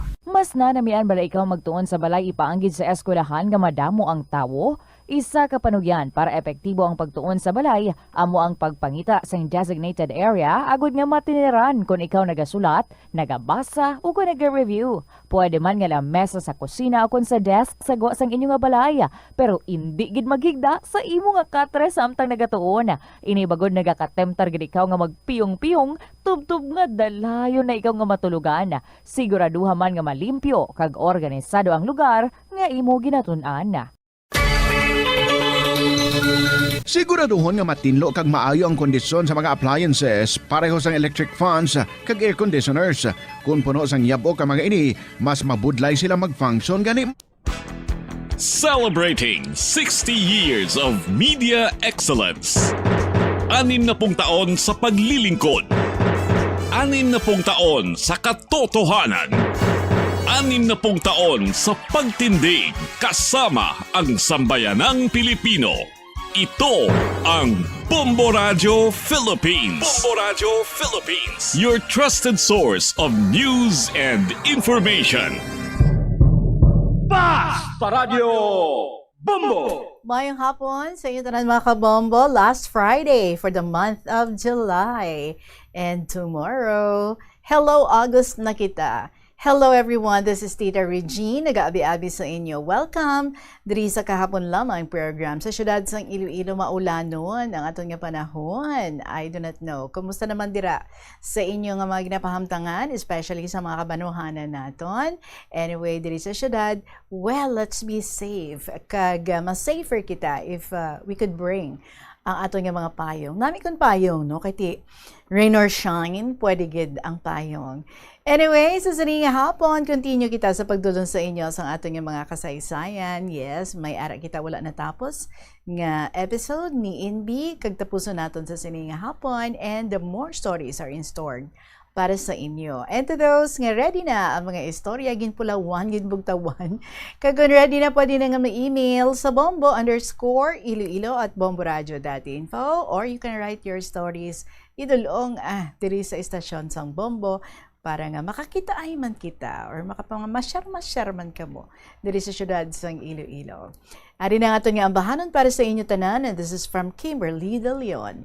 No batteries required. Good afternoon, welcome sa kahapon lamang program. Kaupo ninyo si Tita Regine.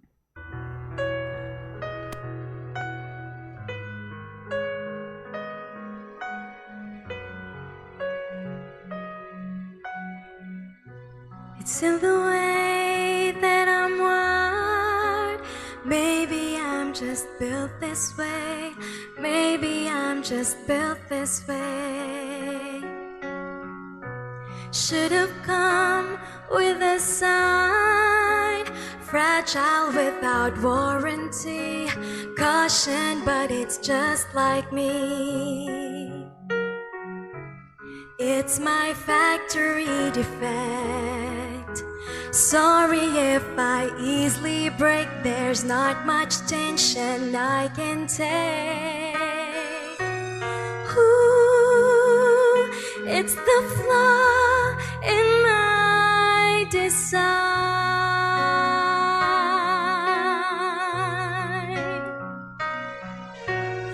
Ooh, it's the circuits in my eyes. It's automatic, it just cries with no batteries required.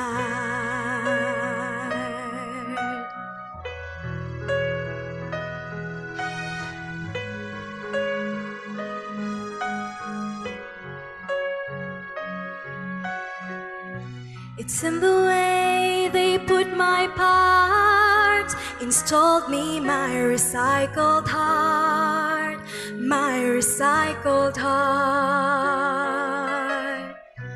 Assembled my dismantled soul. I guess I'm brittle to the core, I'm brittle to the core. Please handle me with care.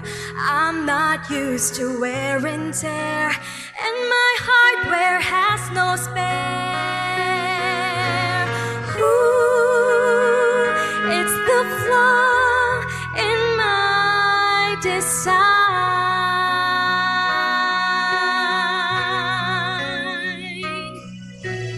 Ooh, it's the circuits in my eyes.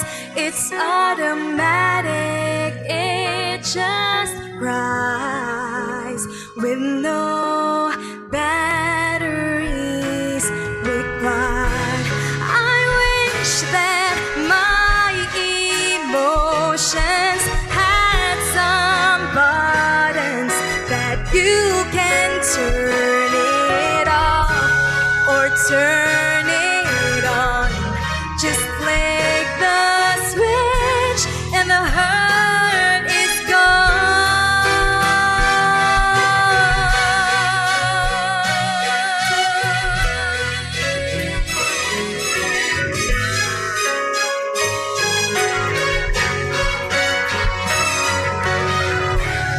It's my factory defect. Sorry if I easily break, there's not much tension I can take. Ooh, it's the flaw in my design.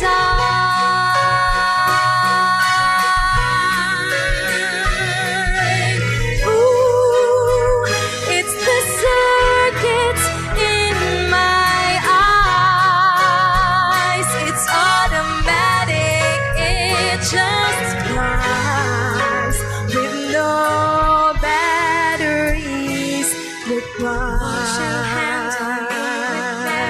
I'm not used to wear and tear, and my hardware has no spare. No batteries required.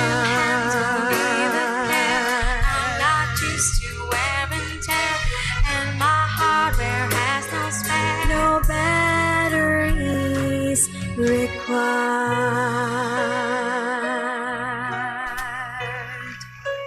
No batteries required, batteries required. Kimberly De Leon, mga kabombo, alas 2:20 na.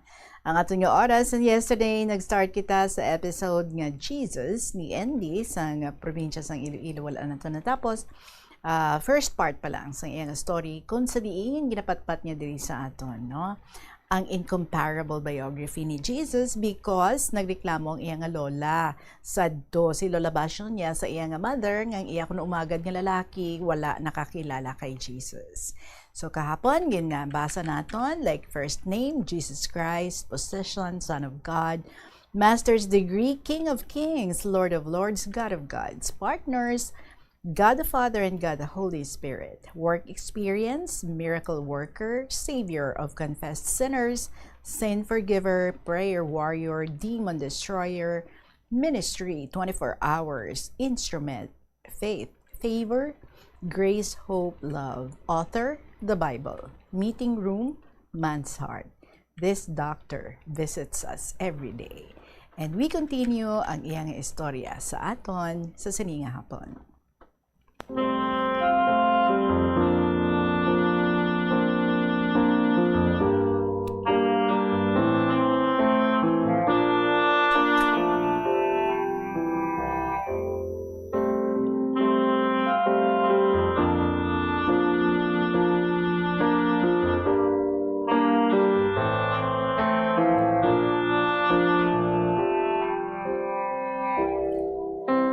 Tita Regine, in chemistry, he turned water into wine from John chapter 2 verse 1 to 11. In biology, he was born without the natural conception. Matthew 1 to 18 and 25. In physics, he denied the law of gravity when he walked on the water and ascended into heaven. Mark 6:48 and 16 verse 19. In economics, he refuted the law of mathematics by feeding 5,000 people with only 5 loaves of bread and 2 fish, and still make 12 baskets full. From Matthew 13:17 to 20. In medicine, he healed the sick, the blind, the deaf, the lame, the lepers, bleeding, and many others without prescribing any dose of medication. Matthew 9:19 to 22 and John 9:1 to 15. In spiritually, he resurrected from the dead, and through this, those who trusted in him will also be resurrected one day. From John 11:25 to 26. Ang istorya is told before him and after him. He is the principle of Alpha and Omega, the beginning and the end. He was called, ginatawag siya, Wonderful, Counselor, Prince of Peace, King of Kings, Lord of Lords. From Isaiah 9 to 60. Sa Biblia, ginasiling that no one comes to the Father except through Him. He is the only way to Him. John 14 verse 6. So sino siya? Siyempre, He is Jesus. The eyes that read this message will not fear any evil, or the ear that hears this message. The hand that sends this message will not work in vain. The greatest man in history is Jesus. He did not have servants, and yet they called him Lord. Wala man siya any degree of study, and yet they called him Master. He did not have any army, but the kings feared him. Wala man siya sa military battles. He did not win military battles, and yet he conquered. He did not commit any crime, and yet he was crucified. He was buried in a tomb, and yet he was resurrected. He lived. So I feel honored in serving this leader who loves us so much that he offered his own life to give life to each one of us. Ang ining mensahe will do a lot of good to offer to other people, so do not stay alone with him. Share him with others. God is already blessing you. So kanami, Tita Regine, tama man kaalwan ang akong iloy kag malipayon nga mag-share sining information. Natandugan ni siya sa paghuna-huna sa pangidaron nga 25 anyos, way pati mo makakilala kay Jesus? Ay nga naman. I'm sure everything is not yet too late for all of us nga makilala naton tanan kung sino si Jesus. Karon mga kaabyanan sa kahanginan, hindi lipod sa aton, the time waits for no man.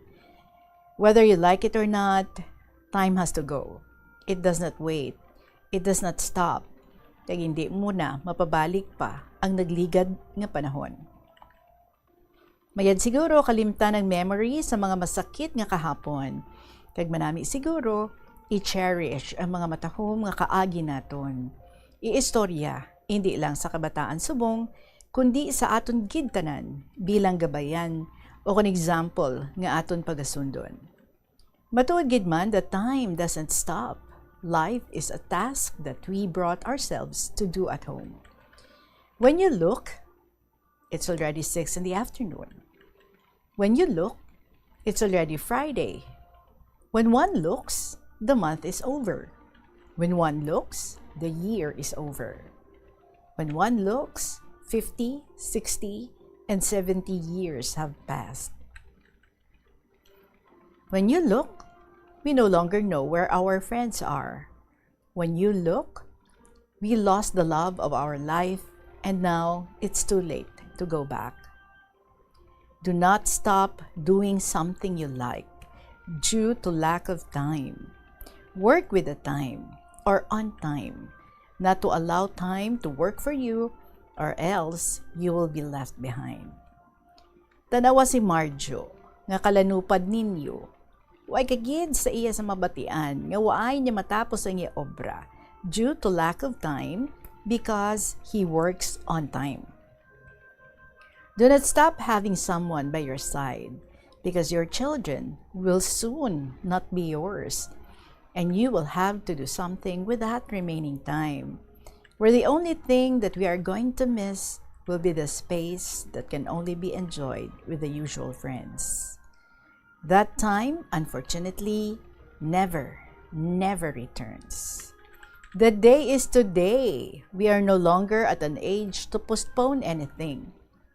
Hopefully, you have time to read and then share this message, or else leave it for later and you will see that you will never share it.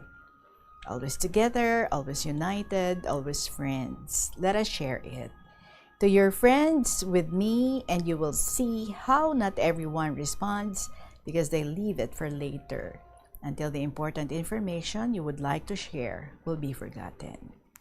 So di na paghulata ang buwasa. Do not live for tomorrow what you can do for today. Ang manyana habit sang isa ka matamad ang nga tao. Wasting precious time. So ay mo gingamit ang husto nga panahon. It is somewhat similar to grabbing an opportunity once it knocks at your door. Kung imuran pa baya-bayaan nga oportunidad, bear in mind, ang tiyempo nagapanaw. Hindi makahulat sa imo, kag ikaw gid lang ang makaluluoy. Madula mo ini for you haven't accomplished something good for you. Tapos magibihibi, magbasol, mangitarason, tungod sini, bangod sadto. If you don't grab the opportunity on time, surely you will lose it and no more. Hindi mo na mapabalik pa. Lost time can never be regained. Mayad pa ang kwarta nga nawala, ma-recover mo pa o kung makita mo pa. Pero ang time, ang panahon nga nadura, hindi murugid makita o kung mababalik pa. Hence, before it will be too late, akon ginpaanbit sa inyo ang matahom nga kinabuhi sang aton makagagahom. Our Lord and our God created time. He rules and transcends it.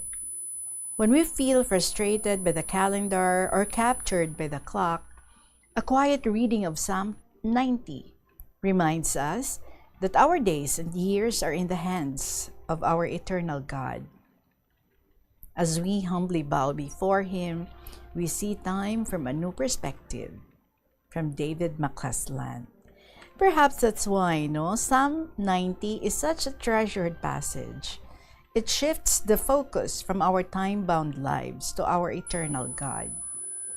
Before the mountains were brought forth, or even you had formed the earth and the world, even from everlasting to everlasting, you are God. Crown Him the Lord of years, the potentate of time, creator of the rolling spheres, ineffably sublime. By Bridges. So, we must therefore have a right view of eternity to know the real value of time. Sa dugang, it's nice to adapt the Jesus prayer. So umpisa with the awareness of God's presence sa aton nga paginhawa. The air we are breathing is God's presence, His love, His power. We are breathing God in and breathing out what is not God, namely our sins. So samtang kita nagaginhawa, breathe in and breathe out, say the name of Jesus, neither mentally nor vocally, and silently through our breathing. Say Jesus rhythmically with each inhalation and each exhalation. Jesus, Jesus, Jesus. We can divide the name sa duwa ka syllables. As we inhale, say G. And as we exhale, say sus. So we can also use the name Jesus. So as we breathe in and breathe out the name Jesus, we will feel more relaxed and calm. Flapping its wings, a bird in flight first climbs the sky, but when it is tired, it glides down. Kagamo man kita nga mga tawo, kung kapuyon, pahuway anay for a while, and then continue.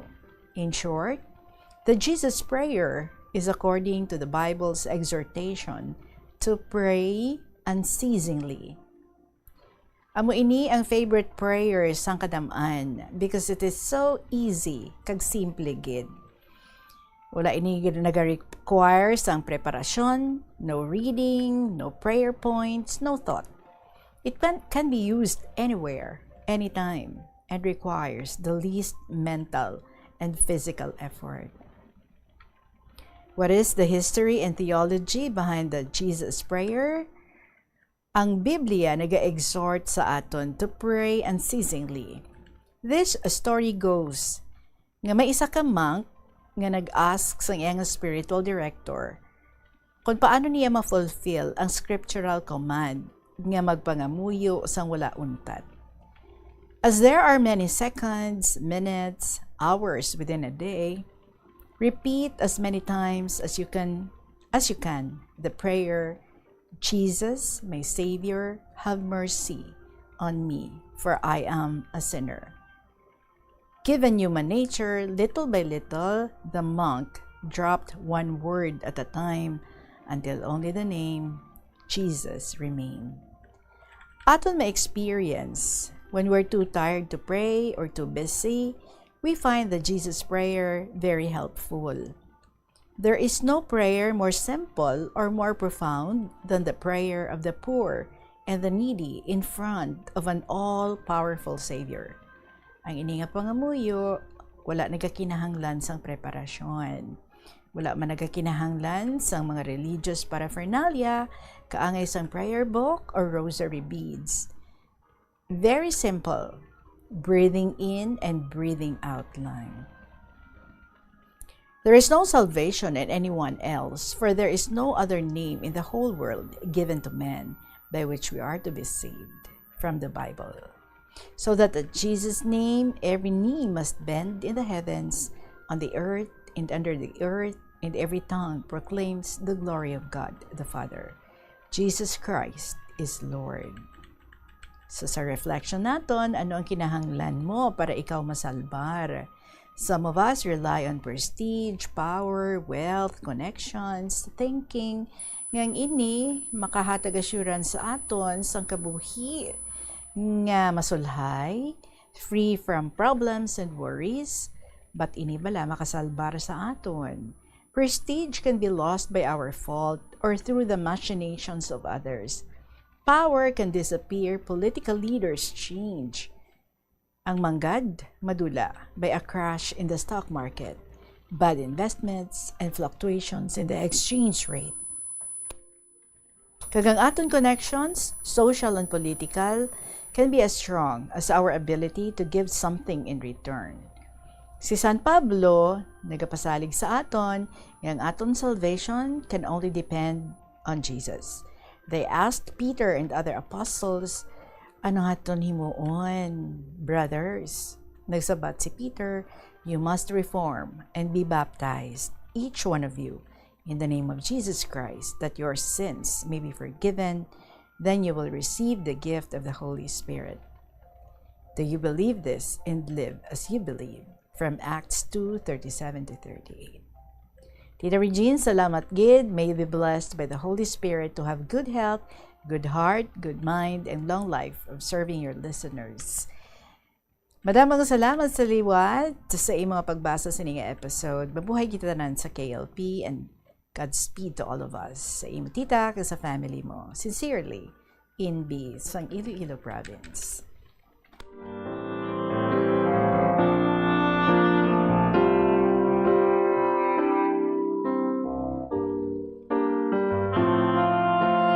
Jesus is the reason for everything. Ma'am Inbi, salamat gid for sharing with us. It is our mission to introduce Jesus to the world. So thank you very much, Gid. And by the way, I hope okay ka na ha. Tomorrow, may interview ako sa imo. Please be here. Na may gid kun face to face. Alright? Oras na to, na 2:37. Magapanabalik kay KLP with another story para sa inyo. Kaupod sa gihapon, si Tita Regine. I-off ang suga sa wala ginagamit nga lugar. Patsyon ang suga sa restrooms, pantry, hallway, o kon meeting rooms kung wala sang tawo. Mas makinot inis sang sa pabayan lang nga nakabukas ang suga sa bilog nga adlaw.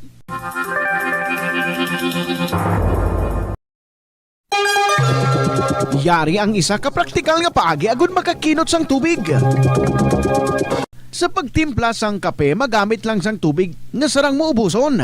Sa masami, hindi man naton maubos ang ginatimpla. Kag kung mabugnaw na ang kape, ginaula na lang naton. Hindi lang kape ang imo ginauyangan, kundi tubig. Gani, mas maayo ang husto lang nga amount nga maubos mo ang imo nga timplahon nga manamit nga kape. Ini nga pahanumdom ginadulong sa inyo sang Flow Water Resources Incorporated, watering the seeds of progress.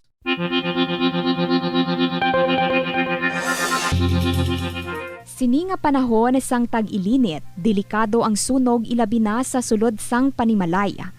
Gani safety first ka bombo, ilabi na kung ikaw ang nagaluto sa kusina.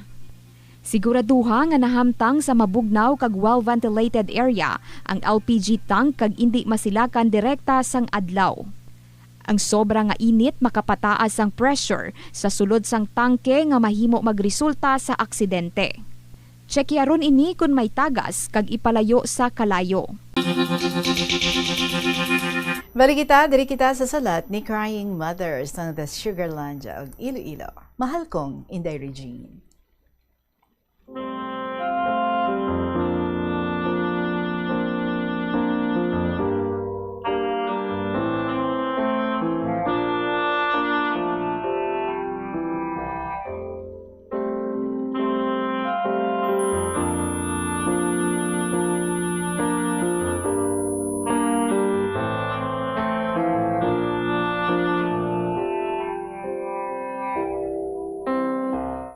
Isa ka manayanaya ang panamyaw sa imo Inday, sa mga letter senders, viewers, kag sa katapo, Kabombo Radyo. Jaduman si Crying Mothers ng The Sugarlandia of Iloilo, magaimaw duman kaninyo subong nga hapon, kag nagaagdagid sa tanan sa pagpamati sa programa sa Bombo Radyo ang kahapon lamang, kag sa pagsulat, pasakop sa KLP. Sa matuod lang, malingaw gid kita tanan. Si Tita Regine magbasa nagaragumo na nga kinaray. Hay bisan tana masakit, ya akon tudlo kasulat, pay sige gihapon ya akon pasakop pamati sa ana programa. Man umpisa pag-retire ko sa trabaho, amo dunja ya akon kalingawan, ya pagsulat sa KLP ni Inday Regine. Ti ano pa nagduro tana ya akon followers sa FB aba. Hay man mabatian gani ya si Crying Mother. Ako dun Hay man tagpulo ka sobre, ya akong ginadulong sa Bombo Radyo. Di kon maubos dun basa ni Inday, sulat duman ako. Kagani, pang Friday sender ako sa KLP. Inday, akong kasaysayan do karon, may hashtag nga bulig sa emerhensya, may katumbas nga mga grasya. Inday Regine, ya pangabuhi katawo diya kanamon, pigado man gihapon. Sigon nga pamugon lang man ya kalabanan nga parangitanan. May mga professionals man, nagaobra sa gobyerno, sa private sector, paiti, piraman lang kaporsyento, kapumuluyo. Laban gid na ya nagaobra sa uma, sa kampo, pamugon. Kagya trend bala inday, nga ya pamilya nga pamugon lang ya source of living, amo payaduro ti kabataan. Amo nga pamigado gidya maeksperiensyahan. Inday pag-retire ko sa trabaho, nagbalik kami kabana ko sa uma, kung sa diin kami mag-umpisa kapangabuhi karang una. Nakatsansa nga nakapatindog kami kabalay sa Banwa, kaginbayaan namon, yaamod siya nga barangay sa uma. Nagtarapo sa pag-eskwela, ya 3 namon kakabataan, nakatrabaho doon, kag nag-retire man ako sa akong trabaho sa gobyerno. After many years, nagbalik kami dya sa amon gid lugar. Ginakunon ka mga malambala, nga bisan ano kalawig ya prosesyon, magabalik gid sa simbahan.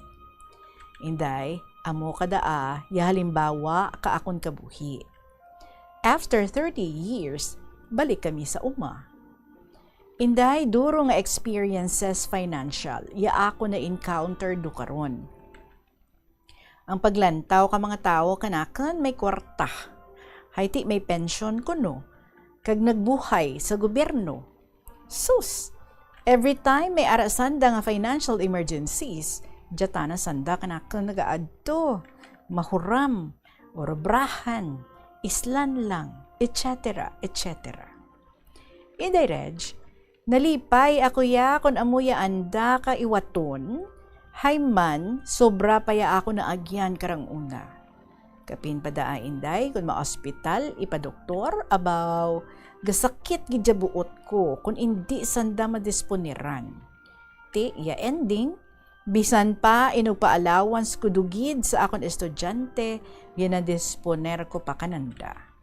Man inday Regine, nasaysay ko dun sa una ko nga mga sulat nga may ara pa kami estudyante sa Iloilo taking up medicine.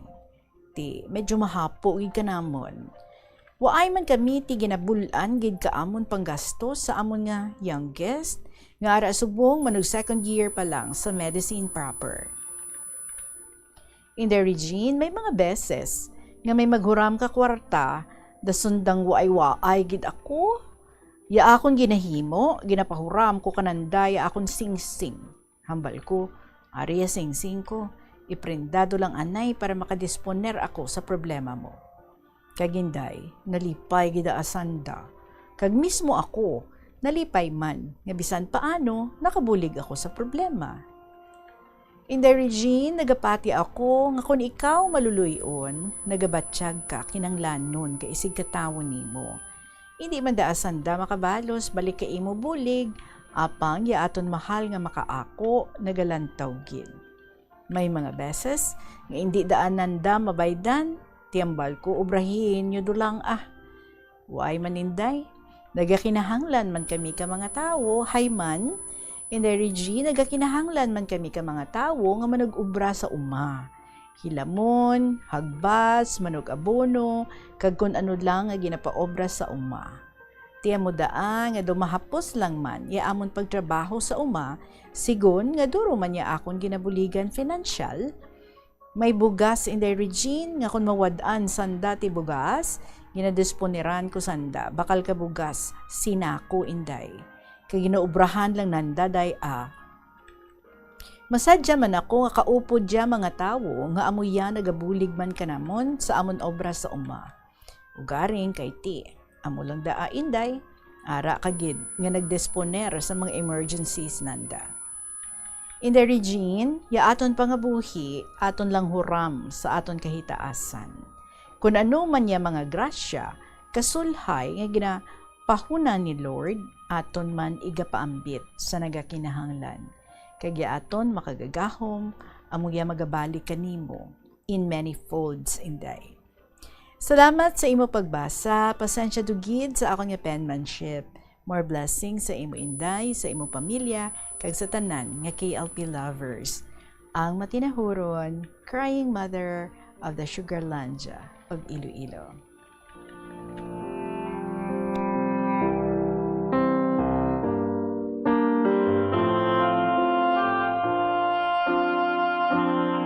You have such a very generous heart, the heart that is very willing to help.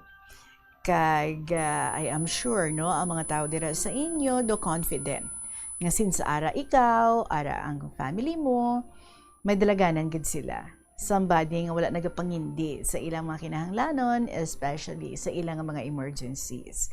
So keep doing that. You're right. Ang Ginoo na ang bahala nga magbalik sina sa imo 1,000-fold. Salamat gid. The Crying Mothers ng the Sugarlandia of Iloilo. 2:47 ang aton nga oras. We still have more stories nga i-share naton para sa inyo sa pagpanubalik sa kahapon lamang program sa gihapon kaupo ninyo si Tita Regine. Magamit sang electronic power strips o kon extension sang linya sang kuryente, agod ma-expand ang mga outlet sa imo balay o opisina. Ang electronic power strips nga ginatawag man surge protectors, sarang pa makaproteher sa mga sensitibo nga electronic devices sa mga voltage spikes. Makabulig man ini sa pagkinot sang kuryente, bangod ang paggamit sang extension ang makabuhin sang phantom loads. Sigurohon man nga naka-off o naka-unplug ang extension kung wala na ini ginagamit. Hindi ako ne. Kada 39 segundo, may isa ka tawo nga nagakabiktima bangod sa paggamit sang computer. 8 ka milyon sa kada tuig ang ginaatake sang hacker. Likawan ang mangin isa sa biktima, mangin mahinalungon sa mga ginapanghatag nga impormasyon, protektahan ang kaugalingon, paggamit sang internet pasangkaron. Paano ba lamang kalikaw sa aksidente sa dalan? Yari mga tips nga dapat tandaan sa tion nga nagamaneho. Una, likawan ang masaming nga pagsaylo sang linya. Ang swerving o kon pagsaylo sang lane sa isa ka delikado nga maneuver nga masabi ginatunaan sang bunggo anay. Kung himuon ini, siguraduhon nga may bastante ang oras kag espasyo. Ikaduha, i-check ang blind spots. I-check ang mirrors kung clear ang alagyan. Magbalikid o kung maglantaw sa nagaagi sa ibang nga anggulo, agod makasigurado nga maathag ang alagyan. Ang responsable nga driver ang masaming nga handa sa anuman nga aksidente. Kabahinas ang pagkaresponsable ang pagkuha sa nga insurance, agod masigurado nga may peace of mind sa dalan. Kung mahimo pa lang, i-upgrade ang ginagamit mo nga bumbilya sa LED lights. Nagadamo na sa karon ang mga panimalay nga nagagamit sang LED lights bangod magluwas nga matahom ini tulok. Next story natin is from Inday sang Guimaras. Dear Tita Regine.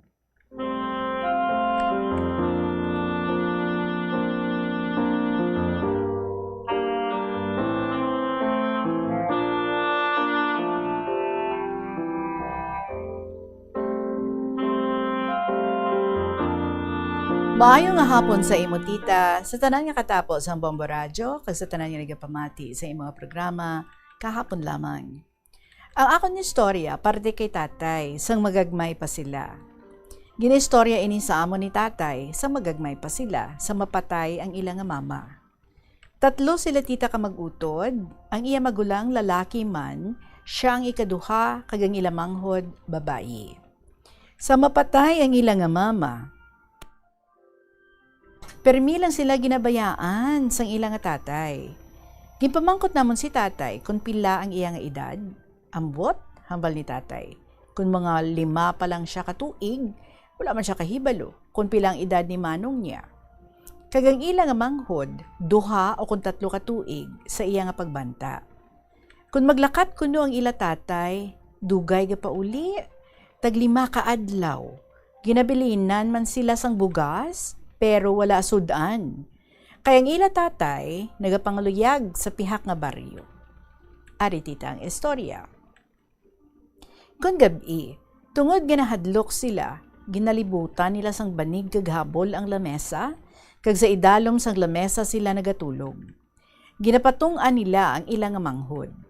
Makaluluoy ko no tita, kay nagahibi, kay basi kuno nagapangita sa ila mama. Sa pagpadayon, naubos ang bugas nga ginbili ni tatay nila. May manok sila nga nagapangitlog, ginabantayan nila, kag pagwa sang itlog, ginabaylo nila sang bugas. Isa ka itlog, isa man ka salmon. Ginaparte-parte nila ang bugas para dugay maubos. Ginadamo nila tubig ang bugas, ginalugaw nila. Wala sang sudan, asin lang. Sa pagpadayon, isa naman ka bes, nakita nila ni Manong niya nga may pispis nga dapay, may ginataban nga piso sang manok. Naghapon sa kahoy nga kamonsil. Ginhaboy nila sang bato, tinabuyan sang dapay, ginpulot nila kaginluto. Ginsudan nila kuno sa linugaw. Ano ay hantita ang sabor? Kanino, kabalo sila maglimpyo? Nag-wonder ako. Sa pagpadayon, dugay naman nga wala makapauli ang ila tatay. Naubos naman ang ila bugas. Wala na makaitlog ang ila manok. Tubi na lang kuno ang ila ginainom. Nagapalang luya na siya sa kagutom. Nakita niya nga ang iya manghod nagapaluyaman. Ginambala niya si Manong niya kung anong ila kaunon, pero wala man sang ideya kung ano. Nadumduman ni tatay nga may tanom nga uraro o laro ang iyaging butang diri, no? Pero sa aton diri, uraro na siya sa pagkabaloko. So may tanom nga uraro sa tupad sang ila balay. Sang buhi pang ila mama, nakita niya nga ang unod sang uraro, ginaluto, kag nakakaon man siya. Bisan luya na kuno ang iyalawas, ginkali niya ang uraro kag ginluto. Sa nakakaon na siya sang uraro, amo to tita nga naumpawan siya, amo man ang iya manghod. Unod tita sang uraro ang ila ginakaon, hasta nga nag-abot ang ila tatay. Buka namin ilusion sang tatay nila, no? Gagmay mga bata, ginabili niya lang. Hambal ni tatay, uraro ang nakatabang sa ila. Kay kung wala ang uraro, basi napatay sila. Dako gid tita ang ila kabalaslan sa uraro. Kilala mo man tita ang uraro? Oo gid, kagkatilaw man ako sinasang una. Subong do wala na ko may nakita. Well, subong tita, damo pa diri sa tupad balay. Pero wala na ina ginasapak Sa pagpadayon, nagpangasawa liwat ang ila tatay. Punot kuno ang ila pangabuhian. Sa laktod tita, ginpa-eskwela sila, pero 3 lang kuno kaadlaw ang iyang pag-eskwela. Nag-untat, kay ti kabalo naman siya magsulat sang iyang ngalan, kag kahibalo naman siya magbasa. Ginambalan siya kuno sang iya 2 kautod, nga hindi ka mag-eskwela. Kung wala kasing alam, tuntuhon ka ginamon sa ulihi. Sabat ni tatay, tilawan ninyo Tungod nga may buot na siya tita, nagaupod-upod siya kuno sa pari. Sa pari siya tita nagdako. Sang solterito na siya, nagali na siya sa pari, kay hambal niya nga kung amo lang ang iya obra, hindi gid siya mag-ayuhan. Sa pagpadayon, nagtuon siya sa pagdugos ang lubi. Maayo tita, nabaton siya nga manugdugos ang lubi, sang pamilya Lopez. Ang suhol, tag-1 sentimo ang bilog. Ti isa kalapad tita nga kalubihan, ti isupot man Siya pa kuno tita ang nagasto sa pag-eskwela sang ilang nga magulang, hasta nga nakakita sang obra. Sa laktod, sa napatay ang ila tatay, naguba naman ang ilang nga punot. Naglibog ang iya ulo kung paano magpasad diwat, kaya hambal ni tatay, mapunot naman siya. Gindrawing niya kung paano magpasad. Sa pagpadayon, nakapunot na siya tita, nagdibuena siya kuno sa punot. Damo permi ang ginabaligya. Nagpangita siya sa sukian, dira sa Central Market. Kada semana, kaduha siya nagabaligya. Ti supot man So naguntat na siya sa pagpangdugos. Kay ti mayo na ang iya ginakita, ti nakasupot na siya. Sa pagpadayon, may nakasugid kay tatay, nga may ginabaligya nga duta sa pihak nga baryo. Ginbisitahan niya tita, naluyagan niya kami kalubihan, kag may palanggasan sang humay. Ang bili, 300 pesos. Gisugiran niya ang 2 niya kautod, nga ginayo niya 250 pesos. Nagkadlaw sila kuno, kay ano kuno ang ibakal ni idol or idol? Hayo ni tatay. Nga punot lang ang iya obra. Wala sila kahibalo. Nga sobra na 500 pesos ang nasupot ni tatay. Nabakal ni tatay. Kagamusubong ang amon ginaestaran kay amo ini ang akon parte sa ginbilin sa amon ni tatay. Sa laktod tita, nag-asawahay si tatay kag si mama. 7 kami ang ila kabataan kag may isa kami kautod sa kay dada. Tama gidya kapisan tita sang amon tatay. Kun aga sa punot, sa udto, sa bukid. Kun may hunas sa gabi sa punot naman. Sa akon tita nga edad nga mga 5 siguro ka tuig, nakita ko nga damo gidya ang kwarta ni tatay. Lagpad nga kadutaan ang iya na pamakal. Bala mo tita, si tatay kuripot katama. Amo na nga nakasupot gid siya. Permi kami ginahambala ni tatay nga ang iya igabilin sa amon, hindi gid namon pag-ibaligya. Halungan gid namon, kay bisan kuno mapigaduhan gani nga may ginakuhaan ka kapin pa kung wala ka nakuhaan. Kun kay isa nabatian ko hambal ni tatay kay mama. Do ano kuno kasubo panumdumon nga ang iya kinabudlayan nga para sa amon basi ipangbaligya namon sa ulihi nga mga inadlaw. Hambal ni tatay, ginantos niya ang pagpangabudlay para may pangabuhian kami kag ang amon mga kabataan. Te, anong natabo? Subong tita, sa 8 kami ka mag-utod, 4 na lang kami ang may duta nga dako gid nakabulig sa amon pagpangabuhi. Kag dako man nga bulig sa pagpatapos ang amon 7 ka kabataan sa college. Te, ano pang akon nga mahambal? Salamat gid sa imo tatay nga bilin sa amon sang imo kinabudlayan. Balik tita ang istorya sang bata pa ako. Siguro mga 5 pa lang katuig ang akon edad. Si tatay, tama gid kapiguton or kuripot. Siya gid nagatago sang kwarta. Ginatagan lang niya si mama kung importante ang balaklon. Ang amon balay, himo sa kawayan. Kada gani mag-abot si tatay kung may kwarta sa iya pagbaligya sang isda, nakita ko tita nga may ginahulog siya sa buho sang bakalan. Kagang papilon, ginasulod niya sa punda sang iya ulunan. Pila ka beses tita, nakita ko si mama nga ginasuntok niya ang buho sang bakalan. May upod nga kwarta, sinsilyo tita. Hambal ni mama, hindi ka gid panugid kay tatay mo ha, kay baklan ko kamo tinapay. Magabot tita si mama, damo dala niya tinapay. Hambal ni mama, hindi ka mo magpanugid nga nagkaon kamo tinapay ha. Sang dugay na mga inadlaw, nakita ko, ginlingling ni tatay ang bakalan. Hambal ni tatay kay mama, ano may panulay di sa balay? Nga ang damo ng ginhulog ko. Wala nagadugang haw. Sabat ni mama, maano ding panulay? Hambal pag ni tatay, basi ang mga kabataan mo, ginapapilitan nila sang bubble gum? Hambal ni mama, sa kahadlok na nila sa imo. Basi ko no, ginkuha sang akon mga magulang kayin taksi. Hambal ni mama, wala sila taksi ah. Ari pagid tita, may alkansiya pagid si tatay, isa ka buko sang kawayan, pwede makaigo kung gamay nga kamot. Ginasugo naman ako ni mama nga makuot, kay mabakal naman kami tinapay. Balaan mo, kung si tatay lang, hindi gid kami makakaon tinapay. Hambal ni tatay, damo kanon, makaon pa tinapay. Magkuot ako tita, tag-isa kahakop, ambot kun pila kay ginahatag ko dayon kay mama. Sang dugay naman tita, nabatian ko naman hambal ni tatay, may panulay gid diri sa balay mo. Hambal ni mama, perme lang panulay. Abi mo tita, ginbuka na lang ni tatay ang alkansiya. Ginsaylo sa garapon, kag nakita ni mama, ginlubong ni tatay sa idalom sang amon balay. Ginistorya ko initanan sa akon mga kabataan. Tinakilinadlaw sila tita. Ti wala gid kabalo ang inyo tatay? Siling nila, wala gid ah.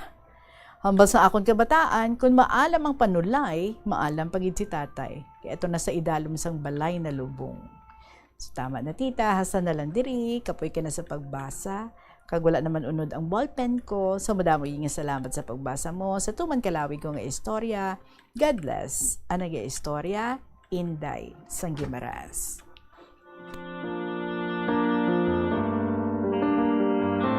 Basi nagamuna, no, kay kulang man sa hatag ang inyo tatay sa inyo nga mama. But nevertheless, no, hindi man to yung chakdong ginimo ni mama nyo, no, kagin, ikaw pa ang iyang ginsugo. Anyway, Maraming salamat sa imong share diri sa amon sa sininga hapon Inday. Sang Gimaras, mga kabombo. Magasunod na ang mga paborito ninyo mga drama sa every afternoon, Tuyang Ermitanya, Provincial Jail, kag ang Dear Diary. Sa inyo mga istorya dira sa liwat, pwede nga ma-email sa bombo_iloilo@bomboradio.info or you can write your stories and then you send sa kahapon lamang program DYFM, Bombo Radio Iloilo, Sky City Tower, Mapa Street, Iloilo City. NB, see you tomorrow. Mga kabombo, balikay kita buwas. Maraming nga salamat sa gihapon, inyo nga alagad si Tita Regine para sa kahapon lamang program. Good afternoon and God bless.